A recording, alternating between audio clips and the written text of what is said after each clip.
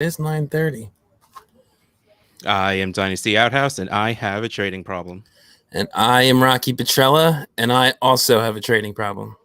Hey, everybody, and welcome to oh no, session 177 of the Trade Addicts podcast, a member of the DLF family of podcasts, also a proud member of the I Could Do It Now Dynasty Addicts podcast network, the DAP network, if you will. And we just did. Football is here. I know, I was excited when we were recording last show, it's football time. But that was getting excited for it to be football time. But it's football time. Yes, I love football time. I love lineup checking, point scoring season. And I also love the TJ Hawkinson Elite Tight End Victory Tour that we got to witness the beginning of this week. Oh, and we will be insufferable the entire time. I know. It is absolutely We'll be taking victory laps every week. That is one thing we agreed on from the beginning, and we are going to remind everyone the entire time. Oh, hey! So we have one of our first guests.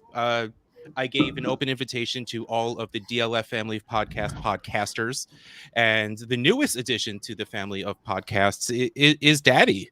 Daddy's home, baby, and here he is. Say hi. What's up, guys? How we doing? Oh, we're doing freaking great because, well, now there's a commercial, but in general, football's on. So it's always a good day. So you shaved and got all fancy for your show, but not mine, huh? That's interesting. Duh. I mean, right? I'm just whatever. What's up, Rocky? How you doing, buddy? I haven't seen you in a while. Yeah, I'm doing pretty good. I'm also very excited for football being back. I'm happy to have you back on again, so you can class up our show. I didn't shave like you guys. I didn't know the rules. Well, Rocky's always clean as a baby, so I mean that doesn't, Yeah, I can't. I wish I could grow a full beard. I can't. It just does not happen. I kind of need to see you try now, though. I'm patchy as hell, no matter what I do. I could go 3 months. I would not have a beard. But we are here. We are live, and FL2 drink minimum. Hey, buddy, it's glad to see you around every once in a while. And he says, just wants to say cheers, y'all. And then we got a sandwich emoji. So he's also saying hi to Mike right there. Those are actually beer glasses. Are they? It looks like a sandwich. Oh, no, those are two drinks clinking together. There you go. Hold on, let's put on brand, 2 drinks. There you go. 2 drinks clinking together. That looks like that. I can see it a bit more now. Oh, I'm old. I need better glasses. I'm saying I need glasses, but I've had these things since I was 8. All right. We're off to a great start, everybody. So there's some news we're going to talk about, and it's, first week, so it's sad news. But also, I love this show. I was talking to Rocky before we hit the go live button that I had so much fun with this show last year because we are literally just doing first week freakouts. And what I really tried to do was to try and pull the alliteration for as long as I can.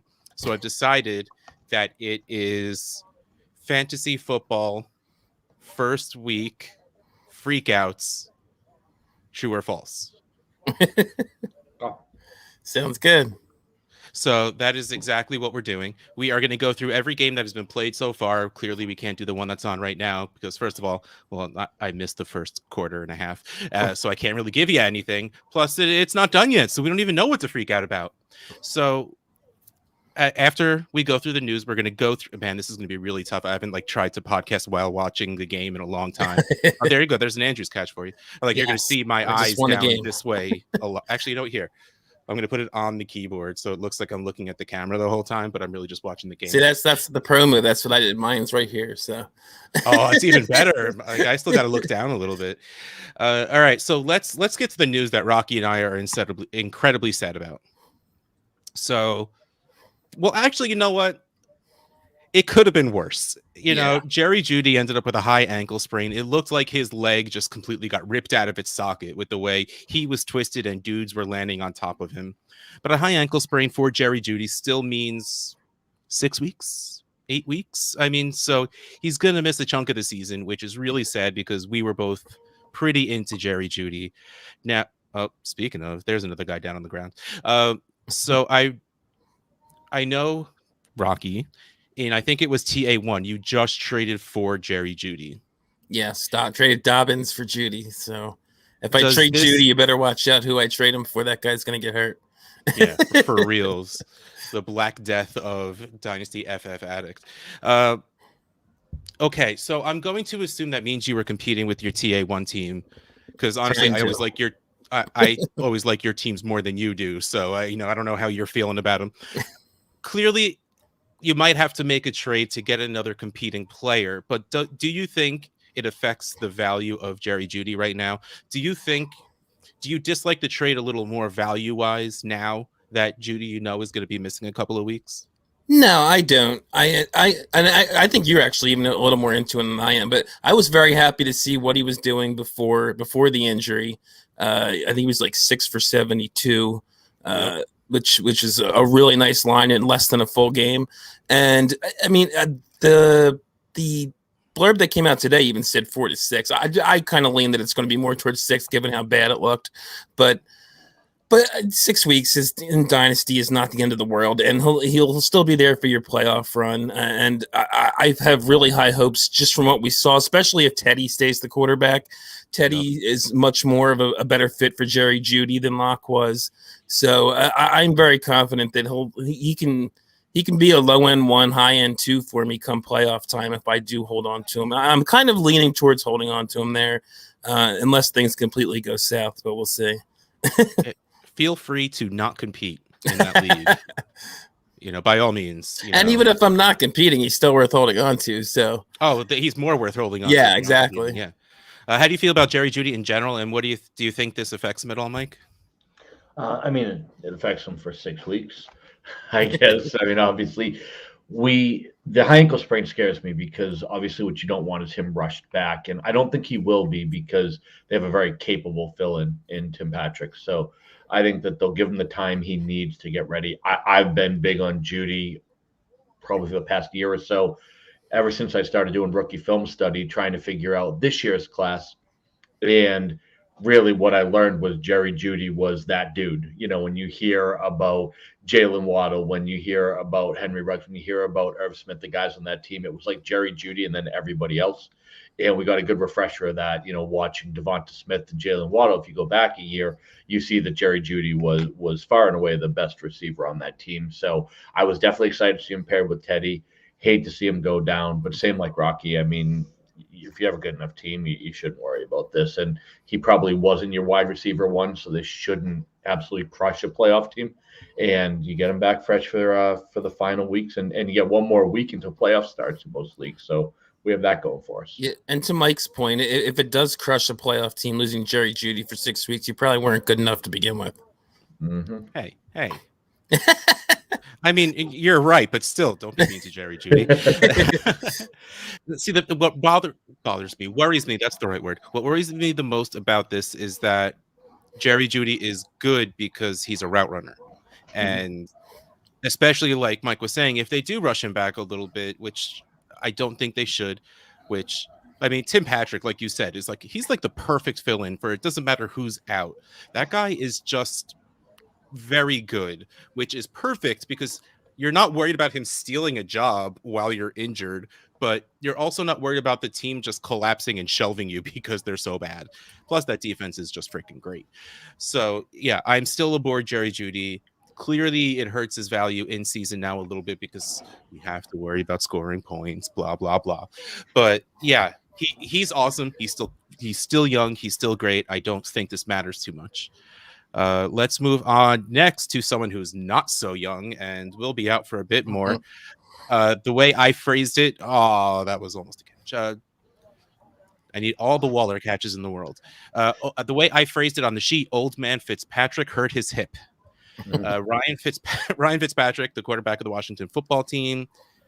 There was words I'd never heard before, so I didn't want to bother putting them on the show sheet to try and pretend I knew what they were. But he hurt his hip. He's going on the IR, and honestly, as of now, at least as of when I put this together, they did not know how long he was going to be out. Now, the question I pose to you two is Tyler Heineke that much of a downgrade from Fitzpatrick? Are you worried now about everyone else in Washington? And because I have multiple questions, I don't remember if I said that. Do you think Washington makes a move for like Cam Newton? Someone else that might be a little bit more Fitzpatrick-esque, I guess, than Heineke is. And do you think... I think you have to be able to throw to be more Fitzpatrick-esque. Yeah, but at least Cam Newton will just throw the ball. I mean, like, the best part about Fitzpatrick is like that he straight up, like, he was the definition of DGAF quarterback or YOLO quarterback. He's just like, oh, I have a ball in my hands. I want to throw it. Yeah, I don't care where it's going. I don't care who's there. I'm going to throw the ball, which is also why it was so much fun to watch him play, because that dude is like 46 years old and was like running headfirst into contact, and it was just freaking great to watch. And I mean, I know I was asking you guys all the questions, but I'm just going to answer it anyway. I mean, I kind of downgrade every pass catcher on that team, you know, especially when it is Tyler Heineke who runs the ball much more than Fitzpatrick would have, even though Fitzpatrick does in fact run the ball a decent amount. And he's not, I mean, it hurts my De'Ami Brown season hopes, because usually when you have the bigger guy, you have the faster guy, you need a quarterback that's willing just to chuck the ball. And I don't think that's what Heineke is, which is why, honestly, if Cam Newton magically were sort of okay, his shoulder wise, like he was able to throw the ball, I would be fine with them bringing him in, because it's not going to cost a lot anyway. Yeah, I wouldn't be surprised if they did, just because of the Rivera connection. A lot of people have been making that. Plus, there was already, saw talk that maybe Cam signed somewhere after week 1, because veteran contracts aren't guaranteed after week 1. So it would make a ton of sense. But to Heineke, I mean, I don't think it's a massive downgrade. I mean, he did look really good in the Tampa playoff game last year. And the offense actually kind of got going a little more once Heineke got in there in this game. Not that they were, gangbusters at any point in this game, but it was really slow going before Fitzpatrick got hurt. So yeah, I mean, I don't really downgrade McLaurin, because we've seen him perform with worse quarterbacks than Heineke. The rest of the guys, I mean, Samuel when he's back, Logan Thomas, maybe. I don't downgrade McLaurin, and I think it might be a boost even for Geno Gibson, because they could lean on the running game more anyway without Fitzpatrick there, and easier throws to Gibson than almost anybody else. So, what about you, Mike? Yeah, I like the Gibson call. Other than that, though, yeah, it's a downgrade. I mean, McLaurin is that dude. We saw the adjustment he made on that throw. My goodness, so good. How talented this man is. He's quarterback proof. he is in a lot of ways, but I think Russ hit the nail on the head, which was we were all buying into throw it all over the field Fitzpatrick. Yeah. And now we're going to more of a traditional. I do think, Gibson's going to see the ball more. I loved his usage this week. And Heineke looked fine. I want to say that. Fine. Fine. Very against the Chargers. Worded. Yeah, he was fine against the Chargers. You're going to see him coming up against the Giants short week this week, which is obviously, he knows the playbook. So I don't think you're going to see anything resembling Cam Newton coming near this team this week, just because they do play on Thursday. However, they'll have plenty of time to do business after the game is over, if they were looking to bring somebody in for week 3. But for week 2, it will be the Heineke show, just because of the short time frame. I'm not certain who they have on the practice squad, but I'm sure they'll just promote somebody who's been in the system to be the backup quarterback for this particular week. So the timing of the injury is pretty rough. In terms of real football, now I always like to preface this because we love talking fantasy. In terms of real football, I don't downgrade this Washington team very much moving to Heineke. I think they might be a little bit more efficient while not quite as flashy. So I do think he brings the offense as a whole, and the team as a whole keeps their playoff hopes alive, maybe even a slight upgrade because of the lack of turnovers. If this defense can get it together, they got shredded this week. So real football, not much of a downgrade. In terms of fantasy, yeah, I did want to see, YOLO Fitz, just throwing the ball downfield with his eyes closed and hoping for the best. Diami Brown at this point does feel like a 2022 play. I was excited about him with the Curtis Samuel injury, to maybe get some run, maybe get some throws. I just don't see how you could really put him in your redraft lineup this year. I still love the long-term prospects, but short-term, I think he's the one that takes the biggest hit in Antonio Gibson and possibly Logan Thomas with the largest upgrade from this. And I also made, last week, I made an offer for Diami Brown in literally every single league I don't have him in. And I got him in a couple. And then I'm still not sad about it because I do like the player, but I would have liked to have maybe seen a little bit from him this year. That's the word. I'm sorry. Football's on. Okay, let's move on. Raheem Mostert is out 8 weeks with whatever. I mean, his knees probably. That dude's just kind of always hurt. And Trey Sermon wasn't active this week. I know that they were. I figured like the bad talk was like motivation stuff, but apparently it wasn't. Like apparently Trey Sermon just ain't doing anything. And then apparently it's Elijah Mitchell season because he did really freaking well. I mean, it was against a bad team, but still. Mostert's out 8 weeks. He's old and always hurt. Now, my question to you is Elijah Mitchell, given what's in front of him, worth a first now? No. Just asking, because let's face it, he was worth a third or a fourth in our rookie drafts. But I mean, the dude just put up 100 yards and a touchdown, and his main competition for touches, who would be Mostert over name Trey Sermon, just because of the type of football they play, is now gone for at least half the season, which means he'll if he plays well, you don't put the 30-year-old back in, you let the kid go. So yeah, but we've been watching this team for a couple years with Shanahan, and it'll be Trey Sermon in 2 weeks, and then it'll be JaMychal Hasty, and then Jeff Wilson will come off IR and score 4 touchdowns. And then Mostert will come back and take over. It's never going to be one guy. So they have way too many guys there. Most of them are pretty talented. And like I said, I don't think Sermon's dead because they benched him for this one game. Part of that, I'm sure it was performance. A part of it came out, I think, that it was also because he doesn't play special teams. I'm sure he'll be active for the next game. And if he starts running well, they'll work him in too. So I can't pay a first for a guy that I have no idea if he'll be the lead guy next week, let alone for the next 8 weeks while Mostert's out. Second? Yeah, a second, sure. I mean, but a second, I'd give just for about anybody with the pulse, to be honest. It's not that valuable of a pick.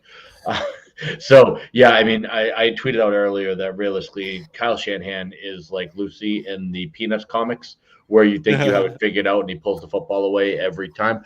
So here's the thing, and I try to touch upon this when people ask kind of where my takes come from, because you have film and you have analytics. It seems like you have to be one or the other, and I'm here in that middle where I trust guys like Ray GQ, who tells me that Elijah Mitchell is that dude. Like, he's been calling that since December. He's that dude. And, everybody's saying, hey, look at Elijah Mitchell, look at Trey Sermon. For me, I say, look at Kyle Shanahan, look at human tendencies. No matter how good Elijah Mitchell is, no matter how confident we are that he's the best player in the backfield, that still doesn't mean he's going to get the carries. It still comes down to the coach, who has never really leaned on anybody. They've had running back one tendencies, but certainly flip-flops quite a bit.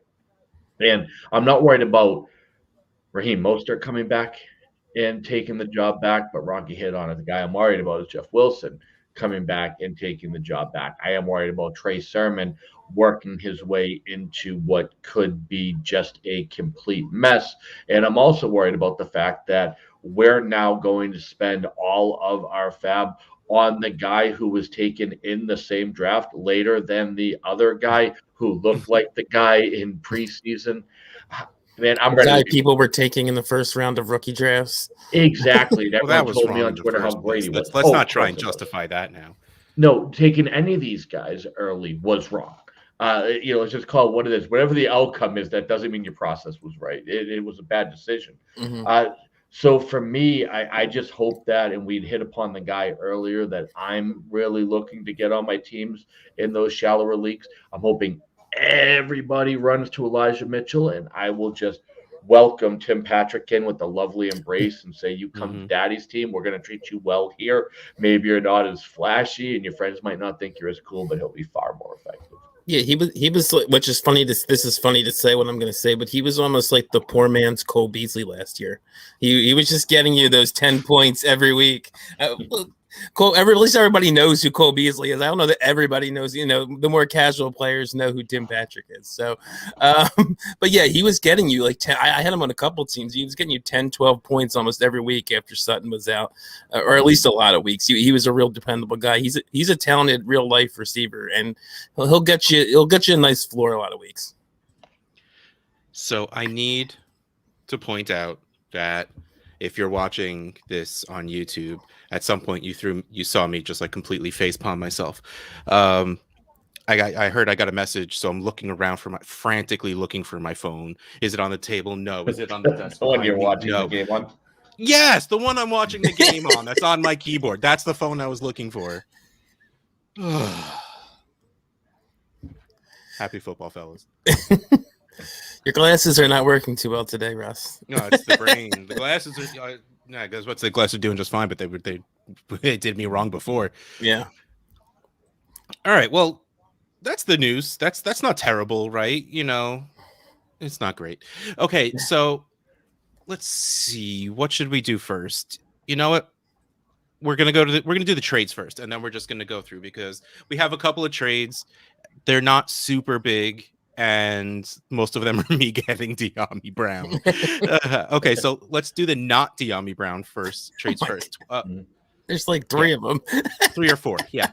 Like I told you, every league I didn't have him in, I offered out for him. Okay, so first of all, Trade Addicts leagues are 12-team Superflex, PPR, tight end premium with 1.75 points per tight end reception and 0.05 points for return yardage, except for TA1, because I didn't think of it in time. But this first trade is from TA1, and it is the aforementioned J.K. Dobbins for Jerry Judy and a third. I mean, a third is pretty much whatever. So the question comes down to J.K. Dobbins or Jerry Judy. Okay, so I know calculators and I know ADP is going to say that this is pretty much Judy, even if he's missing a year and any of that. But I got to be honest, I'm fine with this. Like this, I saw this and I'm like, that's cool. Yeah, all right. Yes, I do love me some Judy, so that absolutely plays into it. Yes, I do love wide receivers. That absolutely plays into it. Actually, that's pretty much everything. I mean, right? Like that's everything you have to really consider. And especially, even though we don't like to do it on this show, we try and keep it to pretty much value for value's sake as opposed to context. But Rocky needs to score points, so he traded for a guy that is scoring points. So maybe, yeah, a little bit the value sways towards Dobbins, but I don't care. Give me Judy here.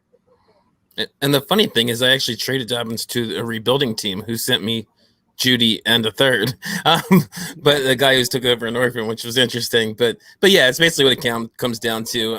I wanted someone who could score me points.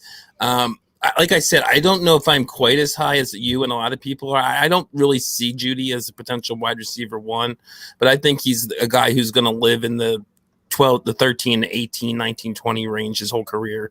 So I see him more as a solid wide receiver 2.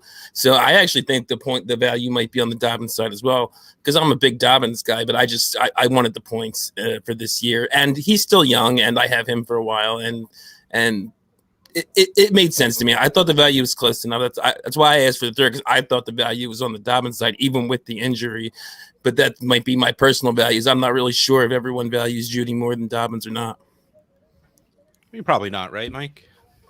Yeah, I prefer Dobbins to Judy. I think this is one of those where if you make the deal and you don't win it this year, there's potential regret. And the reason why I say that is if you just put them in a vacuum, give me Jerry Judy in terms of if I'm building a team, in terms of stability and things like that. However, we've entered this weird realm now in the NFL where there is like 26 wide receiver 1 potential guys, and then another 15 that are like high-end wide receiver twos, and I still haven't gotten to your favorite Diami Brown yet in terms of, guys that have that really wide range of outcomes. Now, on the flip side, with everything we're looking at, even starting with the news this week of Nyheim Hines signing the extension, you're not seeing this wealth of running backs with a guaranteed snap share that Dobbins, I think, has when he comes back. I think that realistically, what you're looking at is there's maybe 12 to 15 running backs that you really want to get your hands on, as opposed to the 24 receivers that we've talked about. So to me, even though I personally lean Judy, I always try to look at position scarcity, what is replaceable. And I can find 85% of Judy on the waiver wire. I can't with J.K. Dobbins. When he's healthy, you're not going to be able to get him because people are so adept at hoarding running backs. So this is where I would side with the Judy side unless you win this year. Excuse me, the Dobbins side. You don't get to. There's no clarifying if you win. You don't get to do that. You cheater. No, I just did. I mean, it literally just happened. I don't know if you heard. We can rewind the show and play it again. But I just said, if you win, congratulations. If you win, you can trade Dobbins for a kicker. If it works, that's what we're here for, is to win championships. However, next year Dobbins will be the player you want on your roster. To that point, my team did a total faceplant this week and actually lost to the rebuilding team that I traded Dobbins to. So you really screwed up. Yeah. But at least your third is higher. So congratulations. That'll come in really handy next year. It's 1 week, Mike. Keep telling yourself that, buddy. Well, while Mike was breaking the rules, we had another wonderful human being join our midst, fellow DLFer at PA Howdy himself. Hey, Peter, how you doing? Hey, buddy. How's it going? I'm very happy you're here. I doubt that. I have strong concerns about your honesty in that statement, but I'm happy to be here myself. I just look in my eyes. Look. I would never lie to you. No. I don't believe you. You literally just lied to my face, so I have concerns. No one's ever been happy I turn up, and I am proud of that. So don't take it away from me, man. No, what are we talking about? Well, we were talking about how Rocky just traded away J.K. Dobbins for Jerry Judy in a third. Peter doesn't seem thrilled by that. No, what was the trade again? Sorry, I missed it. Okay, never mind. Peter's just completely ignoring us. J.K. Dobbins for Jerry Judy in a third. Yeah, good trade. I like it. I'd take Judy in there. See, Peter's on my side. I like him. You brought in a wide receiver guy to stack the deck. That's not fair. No. You see, that's just running back high T talking. You're not a running back guy or a wide receiver guy. You're a points guy, or you like having a shiny roster. And I get that J.K. Dobbins make your roster look all beefy and tough, but he doesn't have top 8 running back upside, especially on that offense. Jerry Judy does have that at wide receiver, and I like more points. It's not the position, it's the points. So you think that Jerry Judy in an offense with Sutton and Fant and not an established quarterback as top 8 upside, but J.K. Dobbins in a team that just led the league in rushing and attempts doesn't have top 8 upside? Yeah, and do you think a team that leads the league in rushing and attempts, when most of that is their quarterback, convinces anybody it's a good rushing offense for the running back? Or are you just relying on the contextual, that everyone's going to make the assumption that more attempts mean that he got lots of those? He didn't, did he? He got 5 expected points per game. You're just layering on a nice thing that makes me sound stupid. It's a little weird, Danny. I'm sorry, it's a little weird. That seems a little aggressive, like you're trying to win without saying anything that's true, Oh, here we go. No, so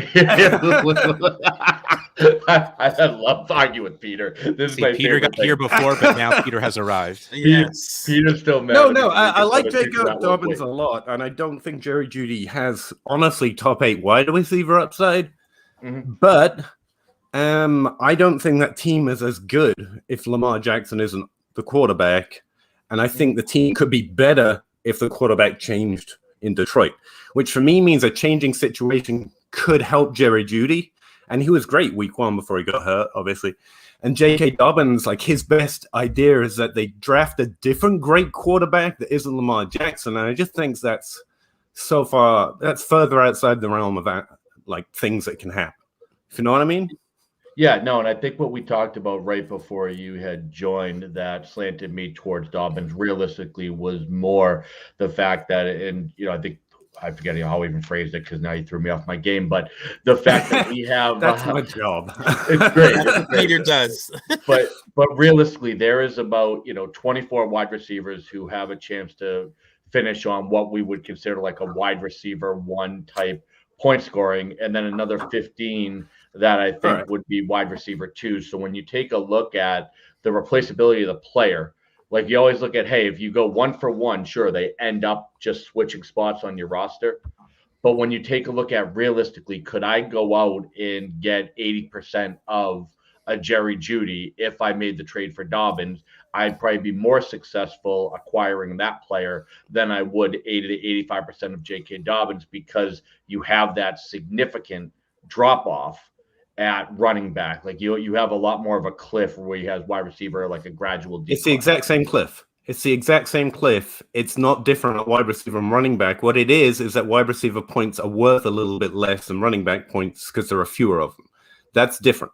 So that also changes depending on how many wide receivers you're starting. Like top 7-ish wide receiver production, like Stephon Diggs last year was no more replaceable than James Robinson last year.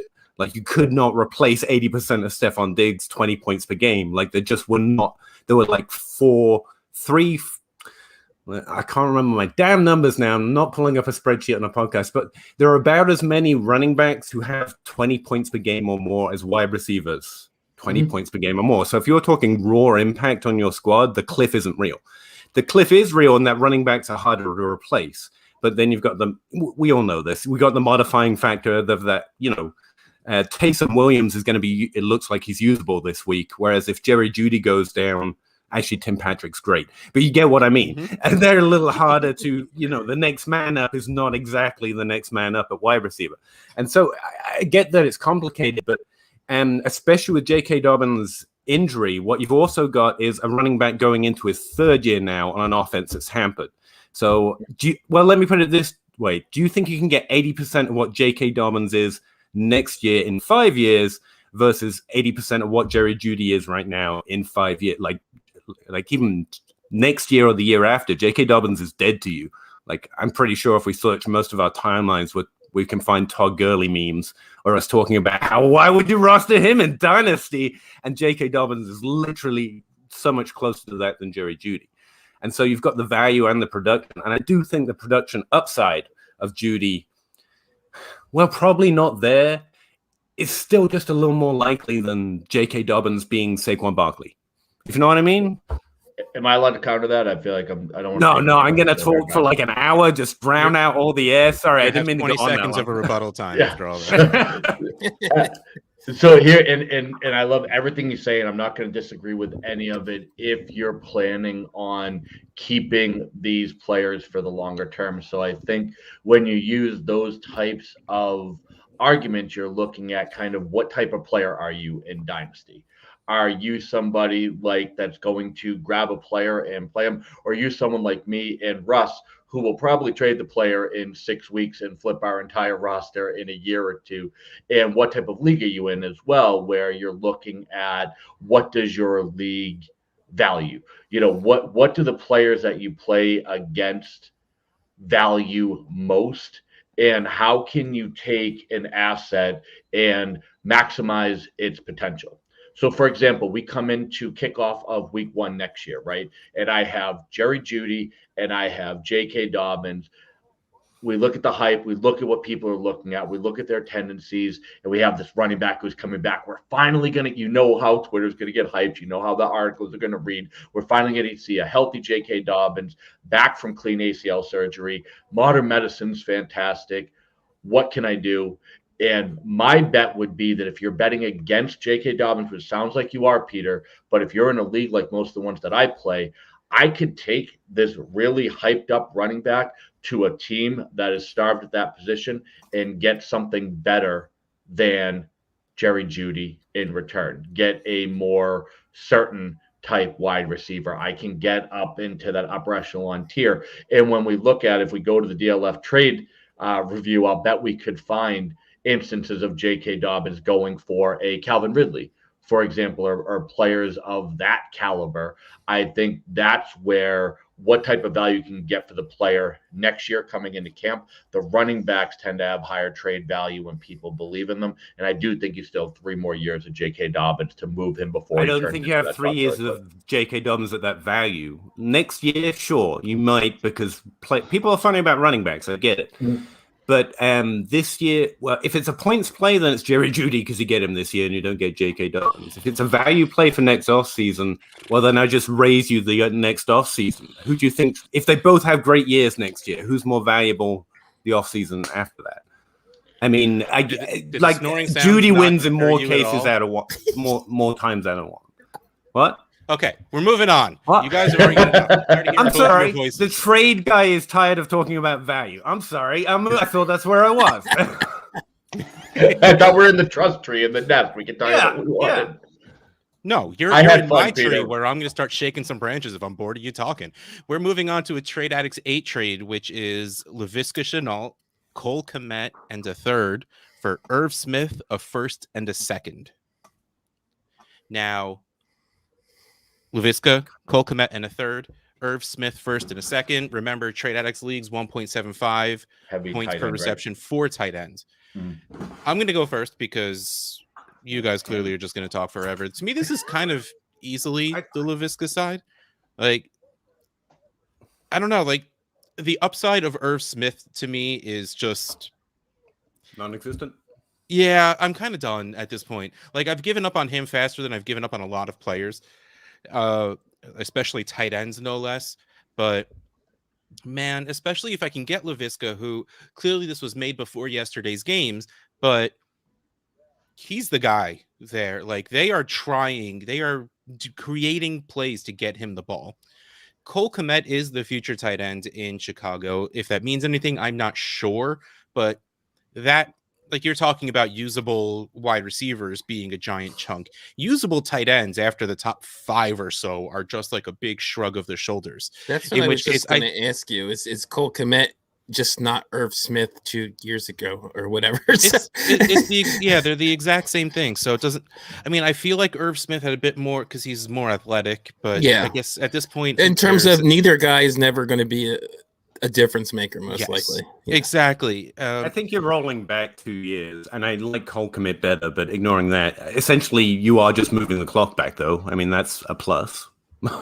You got 2 years where he has value to trade. The opposite side of which the first is going, and the opposite side of which the player that you're holding out for a year is going. So that's why, like, I'm easily the Laviska side of this. I happen to know, and I'm going to spoil the context of this, the person who got the first and Irv, I think now has like 8 or 9 of the firsts in this coming draft. It's not you, Mike. Why are you raising your hand? You just answered the question. I had a question, and I didn't know if I should raise my hand because you were very angry when I spoke earlier. No, that's me. Don't worry. It's me. Okay. Peter's fault. Yeah, I have to play into this. I have to play into this like idea that I don't like Peter because it makes him feel good about himself, and that's what I care about. I just feel more at home when I carry on. All right, go ahead, man. So this is my favorite phenomenon, and I absolutely love it because 2020 completely screwed with people's heads on the value of draft picks. And the 2022 draft is nowhere near as talented. I think what people saw was coming into these last 2 drafts, this draft with quarterbacks and Kyle Pitts, last draft obviously with running backs and some high-end wide receivers. Now people are looking at 2022 and saying, let me grab what I can, where you have literally no true 101 quarterback in this draft. You have very few skill position players that are looking to be difference makers. So having 8 or 9 firsts in this draft gives me very, very little excitement compared to if you told me you had 8 in 2020, for example, or even in a super flex league in 2021. So to me, what the big difference is from my perspective is this draft just doesn't excite me. And I would value, a first, especially if it's going from a contender, to be more like a second in these past 2 drafts, which no way I'm giving up anything of value like LaVisca for that level of pick. It just doesn't make a heck of a lot of sense. So I think what people started doing was overvaluing draft picks, and I would be trading my 2022 picks for anybody who valued them anywhere close to the past 2 years. Yeah, every few years we get one of those drafts, right? Like 2017, we got all excited, and then 2018 and 2019 happened, and then we got 2020, and then 2021 was okay, and 2022, from what I hear, is just gonna. So, wait, Rocky, you didn't talk yet, right? I did not talk. You're still on the show. I am. I've just I've been watching the ping pong ball go back and forth between Mike and Peter. But I mean, I think you may. I think it's pretty close. I think you guys kind of talked me into the LaVisca side. I'm not as high on LaVisca. And even this week, I don't think totally wrote me into thinking LaVisca is the guy or anything there.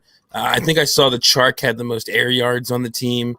So I still have questions about that whole offense and how that's going to work. And I do not like Urban Meyer one bit. But it looks bad, doesn't it? It just keeps looking worse. Wow. Exactly.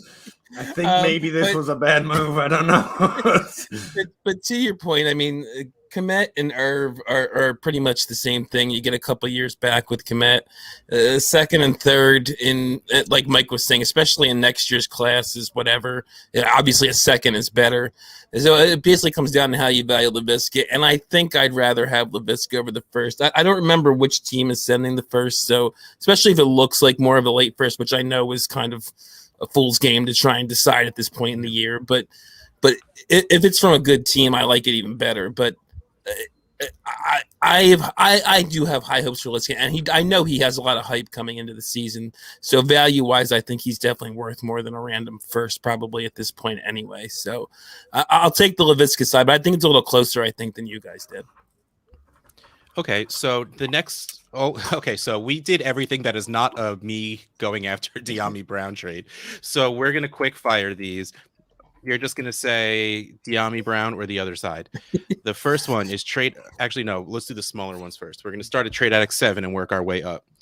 Curtis Samuel in a second or Dyami Brown in the third?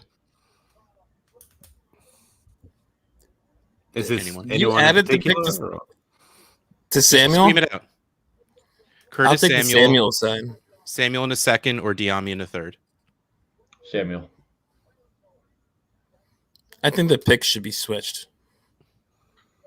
Here's the thing, Dyami Brown with a second, that's kind of already a value improvement. Like I was picking up pretty easy mid to late second. I don't know. And you can't. Okay, so yes, he had a very bad game this week where he was one of 3 rookie wide receivers to get 1 catch for negative yards. Yeah, I was gonna say that's crazy. Was that? So again, the hype got real on Dyami Brown in the past week or two. So you couldn't get him for a second. So you had to add on top of a second to get him. So I was thrilled just to add Curtis Samuel, who had no place on my team anyway. Next I'm not one. a Samuel fan. I just think that I'm good. We would cut you off again. We talk too much. No, you did. I was just gonna say you skipped over me the last 2 questions, and I really appreciate it. Okay, so I think I know which side Peter's taking on this one. I actually don't. I mean, that seems like even to me, so I don't think either side wins there. Like, I had Dyami Brown as a second round value. I would trade for a first last week. This week, I'm in the same spot. I don't think Curtis in a second equals a first, so it's kind of I don't think either side wins. I mean, just seems like a good trade, right? Okay, yeah. So this one, again, is very affected after the way the games looked this week. But in Trade Addicts 5, I traded away Jalen Reagor and 2/3 for Dyami Brown. Peter, why don't you go first? Reagor and 2/3 for Dyami Brown? Yeah. That's That's an interesting one because he had his first good game, as far as I can tell, in the NFL this week. Right. And so I'm equally invested in both emotionally, and I hate you. Yes. Honestly, I hated doing this. I just take the liquid value of the thirds, but I wouldn't be surprised if the thirds of the great value in this. Like Dimey Brown, just like I think he's a really good deep shot, but it's a low hit kind of a prospect. Like I take him over the Tonys of the world. That's it. So I like him. Jalen Reagor was a much better bet last year, but after a terrible rookie season, that game was really surprising this week. I think maybe he's a Corey Davis like 23 BMI, by the way. Smith is just dragging Reagor up by his bootstraps, and I love it. So I guess I'll take that side. I'll re-roll on Reagor because I have been doing that this off season, which was a bad idea statistically, but I did it anyway. I think Peter kind of just made the point that you've been making all off season, Russ, that Reagor needed a Devontae.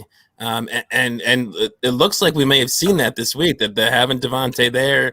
And you made this before this week's games, but but even before that, I think I would have had the Reagor side just because you had kind of talked me into Reagor a little even more as an Eagles fan than I was hoping for him. So I think he's never going to be a stud, but I'm not sure. We don't even know if Diami's ever going to be fantasy relevant. So I'll take Reagor in the thirds.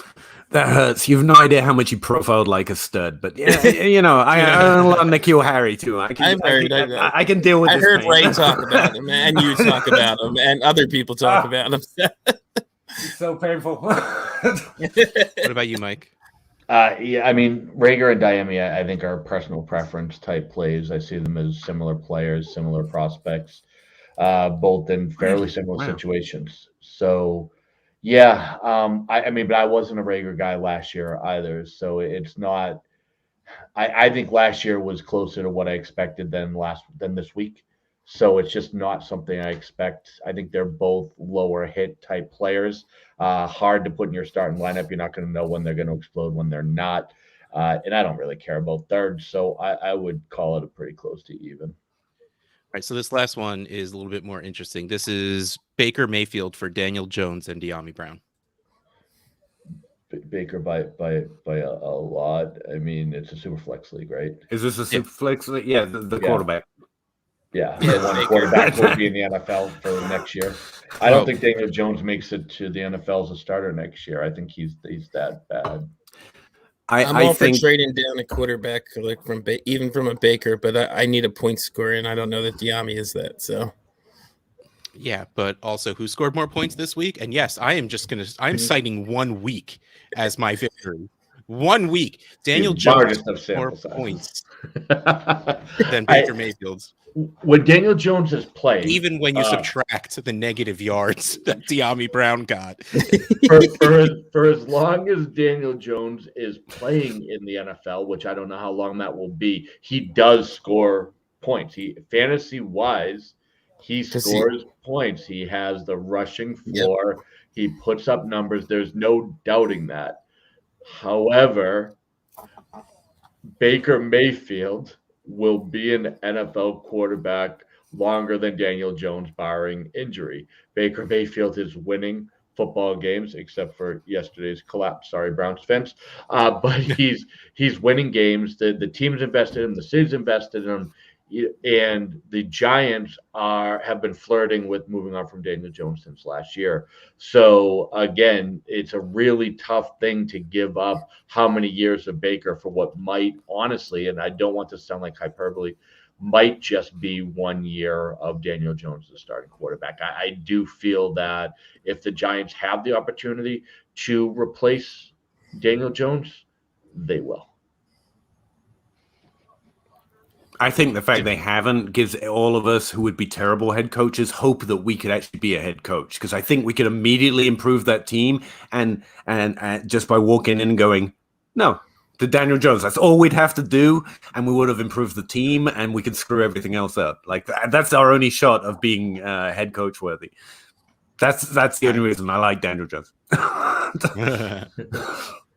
Okay, so that was just me having fun. Pretty much is what that comes down to. You know, I love me some De'Ami Brown, so I went after him. But we're getting into it. We're getting into the main event. We're getting to my fun. We are getting to our first week freakouts. True or false? Fantasy football. First week freakouts, because I need as many F sounds as possible as we watch this Justin Tucker kick, because I can sound out more S sounds if you like. I got like a bunch of How S far sounds. behind you are? Justin Tucker hit the kick like 15 minutes ago. He's watching on a phone, Mike. It lags. Very far behind, apparently. I didn't mean to ruin the surprise, but I know you don't spoil it. Yeah, God, man. All right, so what we're gonna do is I went to NFL.com. I clicked on the scores button, and I went through every single game, and I picked something that I think is worthwhile freaking out. Or I tweeted out today saying, "What are you freaking out about? What are you worrying about?" And I got a couple of responses, and I threw them in for the games instead. So first, we're gonna start with the Cowboys and the Bucks, and all I wrote is Zeke is dead. DED.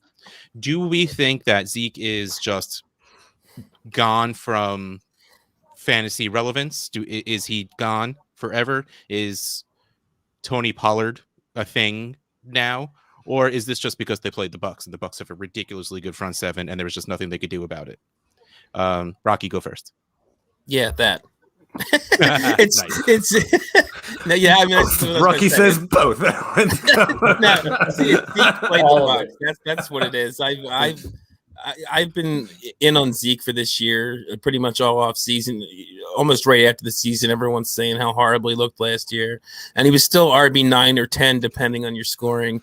He was RB3 with Dak, and he was fine. Points per game, he was fine with Dak. However you want to do it, but yeah, it's 1 week. It's the Bucks. I'm not worried about Zeke at all. If this goes on through the rest of September, then sure, but then 1 week now. Mike, Zeke had a good football game, regardless of whether he had a good game for your fantasy team. Zeke played just fine. Zeke looked just fine. Their game plan was obvious. They executed the game plan as they wanted to, and they won the football game. That's their job. Their job is not to force feed points to your fantasy team. And anybody who tweeted out that Tony Pollard is a better running back than Zeke Elliott, I question what they were watching. Thank you, compared to what I was watching. So yeah, no, I to say I have no concerns about Zeke Elliott wouldn't be 100% true. I have concerns about any running back who carried a large workload and has seemingly not produced the way they had before. So yeah, there is a slight reason to be concerned, but that reason is not Tony Pollard, and that reason is not from last week's game. It's just not. I think what we saw last year was Zeke is a little more reliant on the quarterback in his offense than maybe we previously thought, and that's okay. Dak seems to be back now. So yeah, no, I still think Zeke is a premium back in this league, and I think he had a good football game regardless of what his fantasy stats gave you. Anything to add, Peter? Yeah, it didn't change my opinion of Ezekiel Elliott at all. My opinion differs maybe slightly a little bit, but not worth mentioning. I would say what was interesting about week one is that this team doesn't run through Zeke anymore. That's part of what made him that elite here. This team is Dak Prescott. It should have been for a while now, but through one game, it definitely still seems to be running through the wide receiver core and Dak Prescott. And that does change Zeke a little bit, but definitely not because of what happened in game one. He's a running back. He's a very good running back in a high-powered offense. I'm not freaking out because of that game. No, I do think that's interesting because Cooper for DLF, no less. I think you guys know DLF a little bit. Is this a DLF podcast? I honestly can't remember where I am right now. But Cooper Adams, he wrote up about how the passing game for the Cowboys might be over-exaggerated because of a small sample last year before Dak got hurt. And that was some really good reasoning, and I liked it. But my doubt was the core skill in this offense is the receiving game now. And the NFL continues to slide that way, and this team doesn't seem to be shying away from that. And so that is a slight change, but it's not a Ezekiel Elliott or game one problem. Yeah, you could also tell by the amount of sweeps that they ran on Tony Pollard, because let's face it, yes, Tony Pollard is faster than Zeke. So that's why you run Tony Pollard to the outside. But the thing that hurt Zeke the most this game is how good of a blocker he is. Like, he was an extra lineman for most of this game. And I think that's what Mike was saying when he was saying Zeke had a really good football game. Oh, yeah, he's playing good football, not fantasy. It's different. Yeah, exactly. So someone told me. I've never watched. So. I know you don't watch football. You just watch spreadsheets. So I honestly just learned last week they actually play this out. I'm pretty surprised. It seems dangerous. I think they should just let a number generator spit it out. They just sim the season. This is all just a simulation anyway, so it doesn't really matter. Yeah, right. Protect the avatars. That's what I'm really saying. So yeah, I put that one first as a little bit of fun, and just because if you are one of those people that, if you believed in Zeke before, this shouldn't change anything. If you were anti-Zeke, I'm glad you got some confirmation bias, man, even though that's not what you should have gotten out of it. The next game on the list is the Jags and the Texans, and our buddy at Bueno Fantasy. Okay, so he calls us out pretty quick. The fantasy football podcast community as a whole dropped the ball on the offseason Texans analysis. Nobody talked about them outside of the quarterback. They obviously have talent there. Can you guys give us a synopsis of Houston players, not Deshaun Watson, and their fantasy value, outlook, or prospects? So here's what I say about that. Ouch, man. Ouch. Okay, but here's really what it comes down to. The reason it never felt like it was necessary to say anything is that Brandon Cooks is good. Brandon Cooks is never going to get respect in the fantasy football community, but he's going to score you points. Mm-hmm. The fact that they brought in 8 running backs means they're going to run the ball, but we're not going to know who the hell's going to do it. And I think we're still there. You know, 3 of them scored touchdowns this week. One of them was receiving, though. I don't even know if David Johnson actually ran the ball as opposed to getting. I'm not sure either. Yeah, it was. I honestly don't think he did. But seriously, honestly, I didn't think Tyrod would be as good as he was this game, though. He usually does start the season pretty well. And Brandon Cooks is awesome. Like, we know this, you know. So honestly, am I buying Brandon Cooks on a competing team? Yeah, because you probably only have to pay a second for him. And if I'm competing, I'll give a second to anyone that wants it if it's going to get me points on my team. I'm not going near Ingram, Lindsey, or David Johnson, or whichever 6 running backs that I forgot because they have so many of them. Does anybody... Oh, there you go. There's one. Yeah, see, I knew there actually was one that I was forgetting at least. Peter or Mike, do you have anything to add about the Texans offense while we're at it? I think it's more proof that Urban Meyer maybe is a little out of his depth. That was my first thought when I saw the game, which way the game was going. I was like, wow. Urban Meyer, like, I was suspicious all last season, but I'm not a head coach. I'm not a football. I literally don't know anything about making decisions. So I don't know. It just seems like a bunch of weird decisions and things. And then game 1's like, oh, you're getting beat up by the team literally bled. All of it's actively trying to trying to. Yes. Like at a certain point, I think they were just like, let's just sell things. Let's just trade things away. This isn't going well. And then they just beat. I would say, because I didn't want to talk about Houston. I think he's right on my account. I really didn't want to talk about Houston. Brandon Cooks is good. Yeah, sure. But I don't think he has that top 8 upside. Tyrod Taylor is proficient. Same with Terry Bridgewater, obviously two very different players, but I think they're proficient. I think they'd be decent in the NFL. I'm just normally looking for a higher upside. And what I would say is Detroit, despite being out, that coaching staff, like, I don't think I would hire them to run a local ice cream shop. Like, I would get rid of some of that, although I think they've already gotten rid of the worst of it. This team wants to win. I would say that. I mean, you don't do this even in an easy matchup. Like, they pushed. They had a lot of plays. The players want to play and they want to win. And I think that's positive when they're in a positive situation, at least. And I think we might have missed that about this team. Like Brandon Cooks. We know he's good. We know he's not going to lay down. You put him on the field, you throw him a ball, he's going to do something with it. Same with David Johnson, Philip Lindsay. All the cast-offs that we used to love in better situations so much. All these players want to play, and I think they showed that week 1. I think that might be what we missed. Oh, poor J Mike in the chat. Urban Meyer is the worst. Stone cold. Apparently, I got lucky on that one. I just hated him for what he did to James Robinson, and then it spiraled from there. And it's still, even with ETN being hurt, did not do well for James Robinson. Because when you could run Carlos Hyde, you got to run Carlos Hyde. A lot of his carries came when it was out of hand, though. Yeah, I don't believe. Actually, I'm not going to say it. I wouldn't believe any bad decision you put under Urban Meyer's name. I don't disbelieve any of it. I think he's going to start making them wear tutus this week. Yeah, probably do that. I take that back. You're probably right. That's probably what happened. I don't know. So let's talk about what happened in the game. Number one, you had a terrible head coach who decided not to run the ball against the worst rush defense in the NFL statistically last year for an entire first quarter. So what you saw was you put all of the pressure on your rookie quarterback, always a winning situation, which absolutely maximized the number of plays that the Houston Texans were going to run. Then what they did was they gave a 31-year-old free agent running back 26 carries, which I'm sure he'll hold up for about 3 games doing that. We had a tight end who's 27 years old who got 33% of his career receiving yards in this game. And then you got Danny Amendola, who has been cast aside by teams who need wide receivers, such as the Detroit Lions, and shows up. And if he didn't catch a touchdown, you wouldn't even know about it. Otherwise, you had an entire team. Rookie Nico Collins had 1 catch for 7 yards. At least he was better than Diami Brown. It really wasn't that great of a performance. Calm down.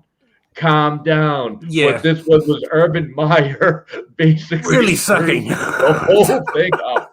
And had he done the right thing, which would have been 15 carries for James Robinson in the first 20 minutes of the game, your whole perspective changes. What Urban Meyer did was gassed his defense and wrecked his offense by being stupid. And they have to play a real football team next week. So, yeah, calm down. Brandon Cooks or nothing for this offense. Plain and simple. I don't care how deep your roster is. Houston gave up 13 top 12 running back performances last year, which is second highest in the league last year, second only to Detroit. And it's a significant difference between those two and everyone else. And it also gave up 12 wide receiver performances, which is basically, I think, the most. Everyone found this defense really easy to beat last year, apart from Urban Meyer game 1. I think it's an Urban problem. An Urban problem. Wait. Moving on. The Chargers and the Washington football team game. I wrote down, we got too excited about Justin Herbert, at least for fantasy purposes, because I got to be honest, in the real game, he still looks great, but he did not put up a very good fantasy game against a good defense. But let's face it, the dude was putting up 3 touchdowns every single game last year. Did we get overexcited about Justin Herbert? Is he okay now, or is he going to get better? You guys keep talking about this game. I'll be right back. Did you watch the game? Just a question. No. Okay, because I did. And if Mike Williams could catch, the Justin Herbert's fantasy game would have been spectacular. And he torched an amazing defense. If this game didn't get you more hyped about Justin Herbert, we're going to go back to our Tony Pollard question and me questioning whether you actually know football. There were 2 drop touchdowns that stopped Justin Herbert for having 350 yards and 3 touchdowns. It is literally insanity to think that he went up against the Washington football team defense, one of the premier defenses in the league, torched them, and anybody is calling this a negative. It's the second time it's happened today, and I'm shocked. It is the second time that someone has given me a negative take for what Justin Herbert did, and all he did was prove that this kid's an MVP candidate. And if Mike Williams could just come down with the ball every once in a while, we would be just fine. He kept force feeding that trash bag of a wide receiver, and eventually got paid off with a touchdown. But this should have very easily been 350 yards and 3 touchdowns against a spectacular defense. I am all aboard the Herbert train. Choo-choo. Get on board, because he is going to light it up this year. And this is box score watching at its worst. No offense to anybody involved with bringing up this question. I am just a passionate human being. But if it was 337 and 3 touchdowns, which it was 2 inches from being, we would be talking about, is Justin Herbert the leader for MVP candidate this year? I'm kind of with you, Mike. I mean, I did not see the game, but even as someone who only saw this from the box score, I had the same exact thought. And I'm someone who's been kind of a little bit cautious of Herbert going into year 2. Just could he possibly repeat how good he was last year? New coaching staff, all that stuff. But you're right. He was playing one of the best defenses in the league. And just looking at the box score to me, I mean, the fact that he threw for 337 yards against that defense, I thought was pretty impressive. I mean, he did have a lot of passing attempts to do it, but especially now that you're telling me 2 touchdowns were dropped, I was not aware of that. I'm impressed even more, but I did not think anything about, I'm worried about Justin Herbert after this game. Even just seeing the box score, I was like, 330 yards, 20 fantasy points against Washington. I'll take that. That's not too bad. You have any thoughts on Herbert, Peter? No, I don't feel like I was. I hate this. I would like to talk about the things I got wrong, please, because I wasn't particularly in or out on Herbert. I thought an amazing year, but I mean, they had a lot of touchdowns last year, and it's not whether you're good or bad sometimes. It's just it's hard to throw heads every time when you flip a coin. And when you're throwing balls really far in the air, no matter how good your wide receivers or bad they are, apparently, occasionally they're not going to catch them, as you were describing with Mike Williams there. So, yeah, you're going to see a little bit of regression to the mean, to use everyone's least favorite word. It doesn't mean he's any worse of a player. I think anyone. I don't think we missed on Herbert. I think he's good. He continues to be good. I think most of us knew he outkicked his coverage on touchdowns last year. I don't feel like we're got much wrong yet. I agree. So, Russ, we just talked about how ridiculous your question was, how much we love everybody. But on that note, how we didn't get anything wrong ever.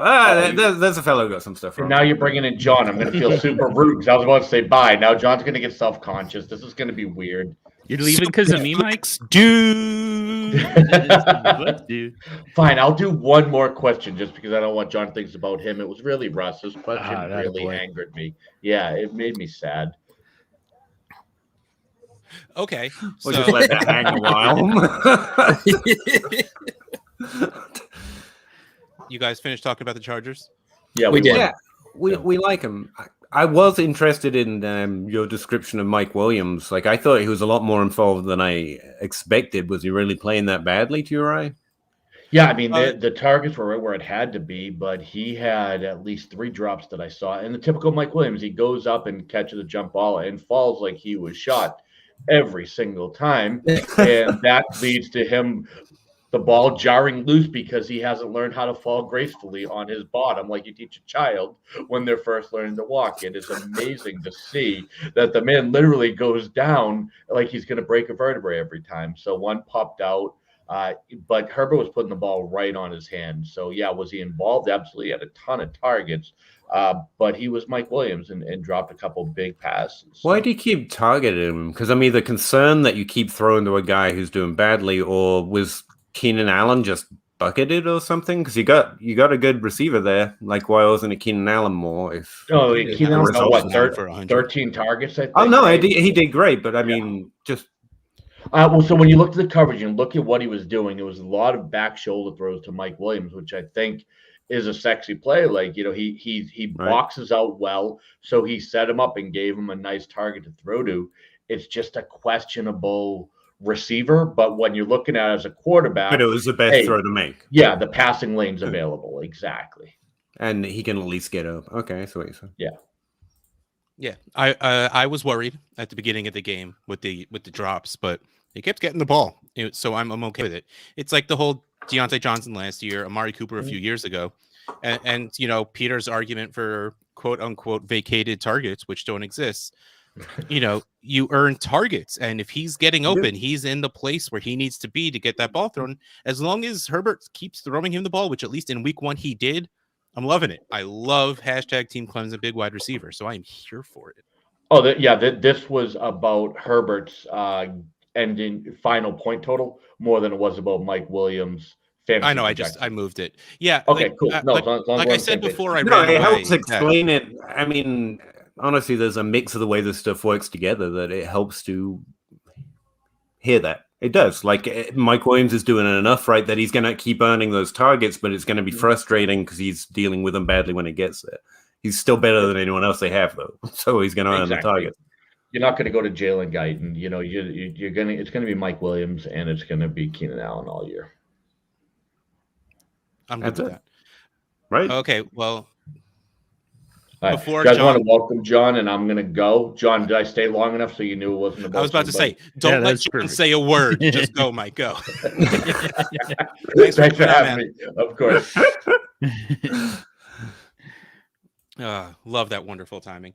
So, John, I know you were listening before you jumped on, but people don't tune in the middle of podcasts, but whatever, man. You know, just to remind everyone, we're doing first week fantasy football freakouts, and the one we were talking about now is we got overexcited about Justin Herbert, and mostly just because he didn't put up a lot of fantasy points. If you watch the game, he was really freaking good, except that offense was a little weird.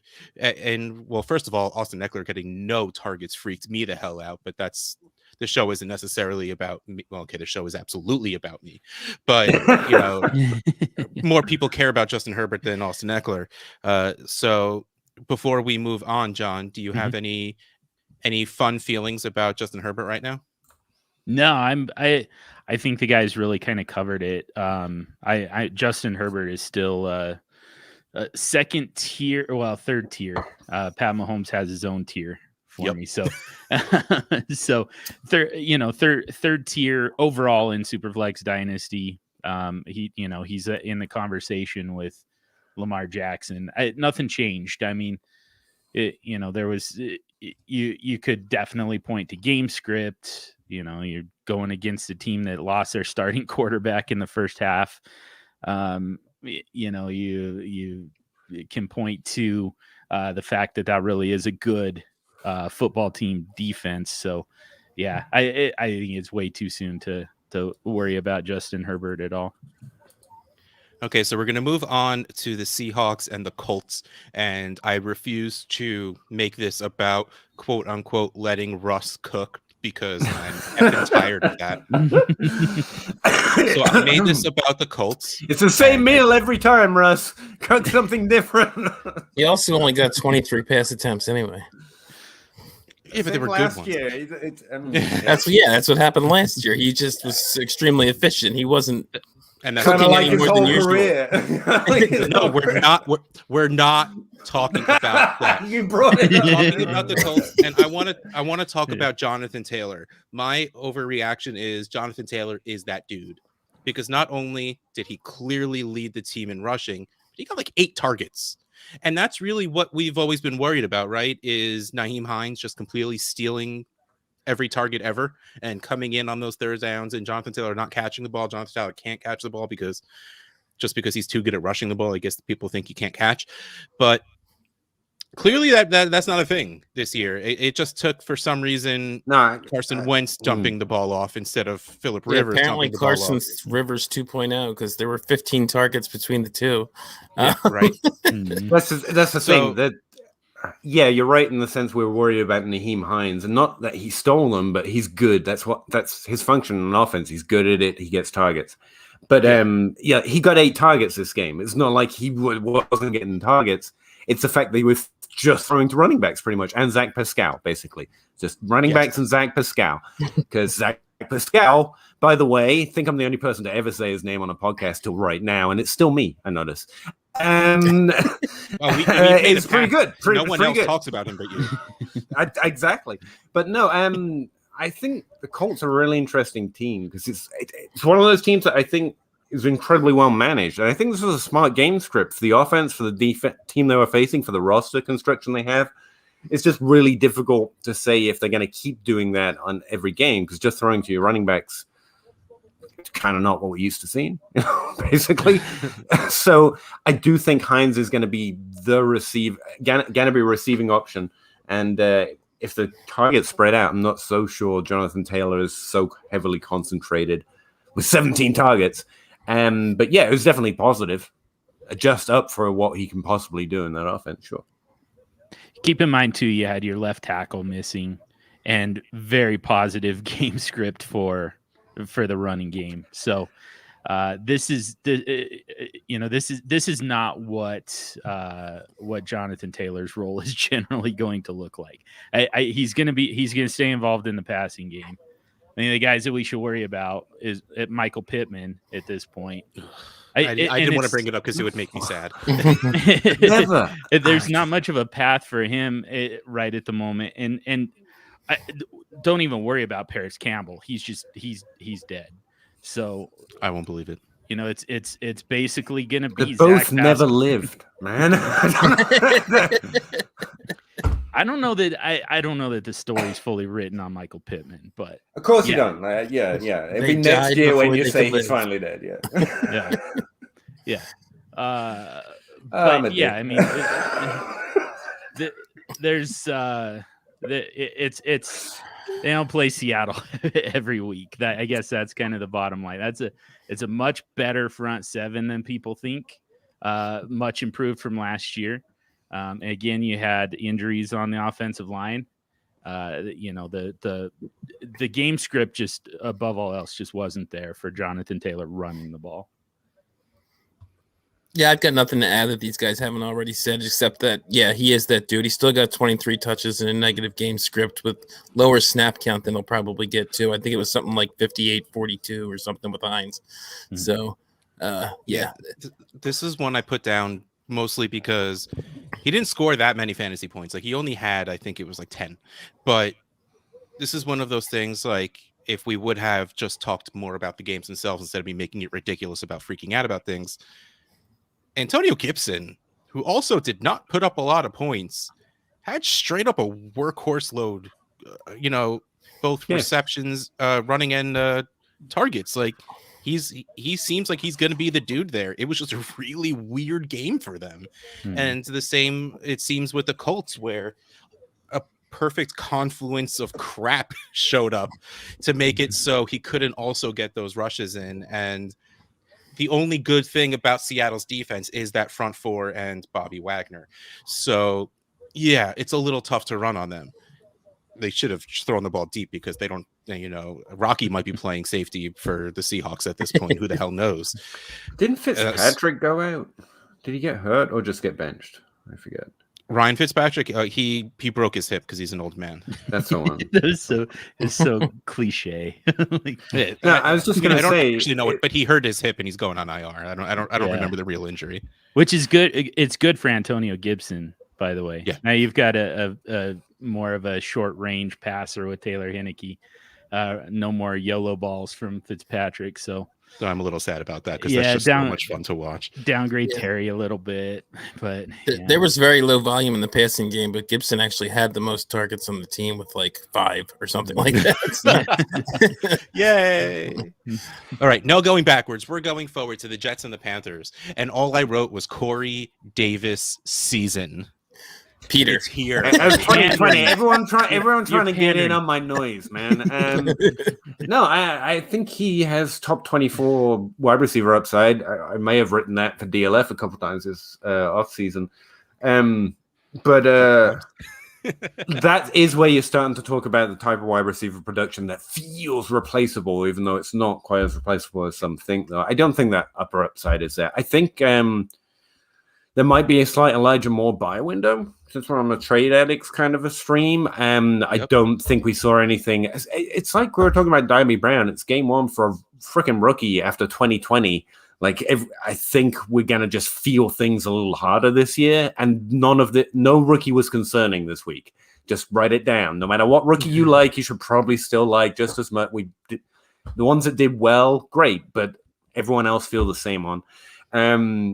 And I literally use him as an example as someone that needs help. I think he's having more help. I think it was, if anything, what I took away was the Jets. It was positive. That was positive to see after the years they've had recently. They do seem to have improved, which, we've been tricked loosely with the football more than once with Miami and the Jets, but both of them had overall positive games, I think, week one. That was my main takeaway.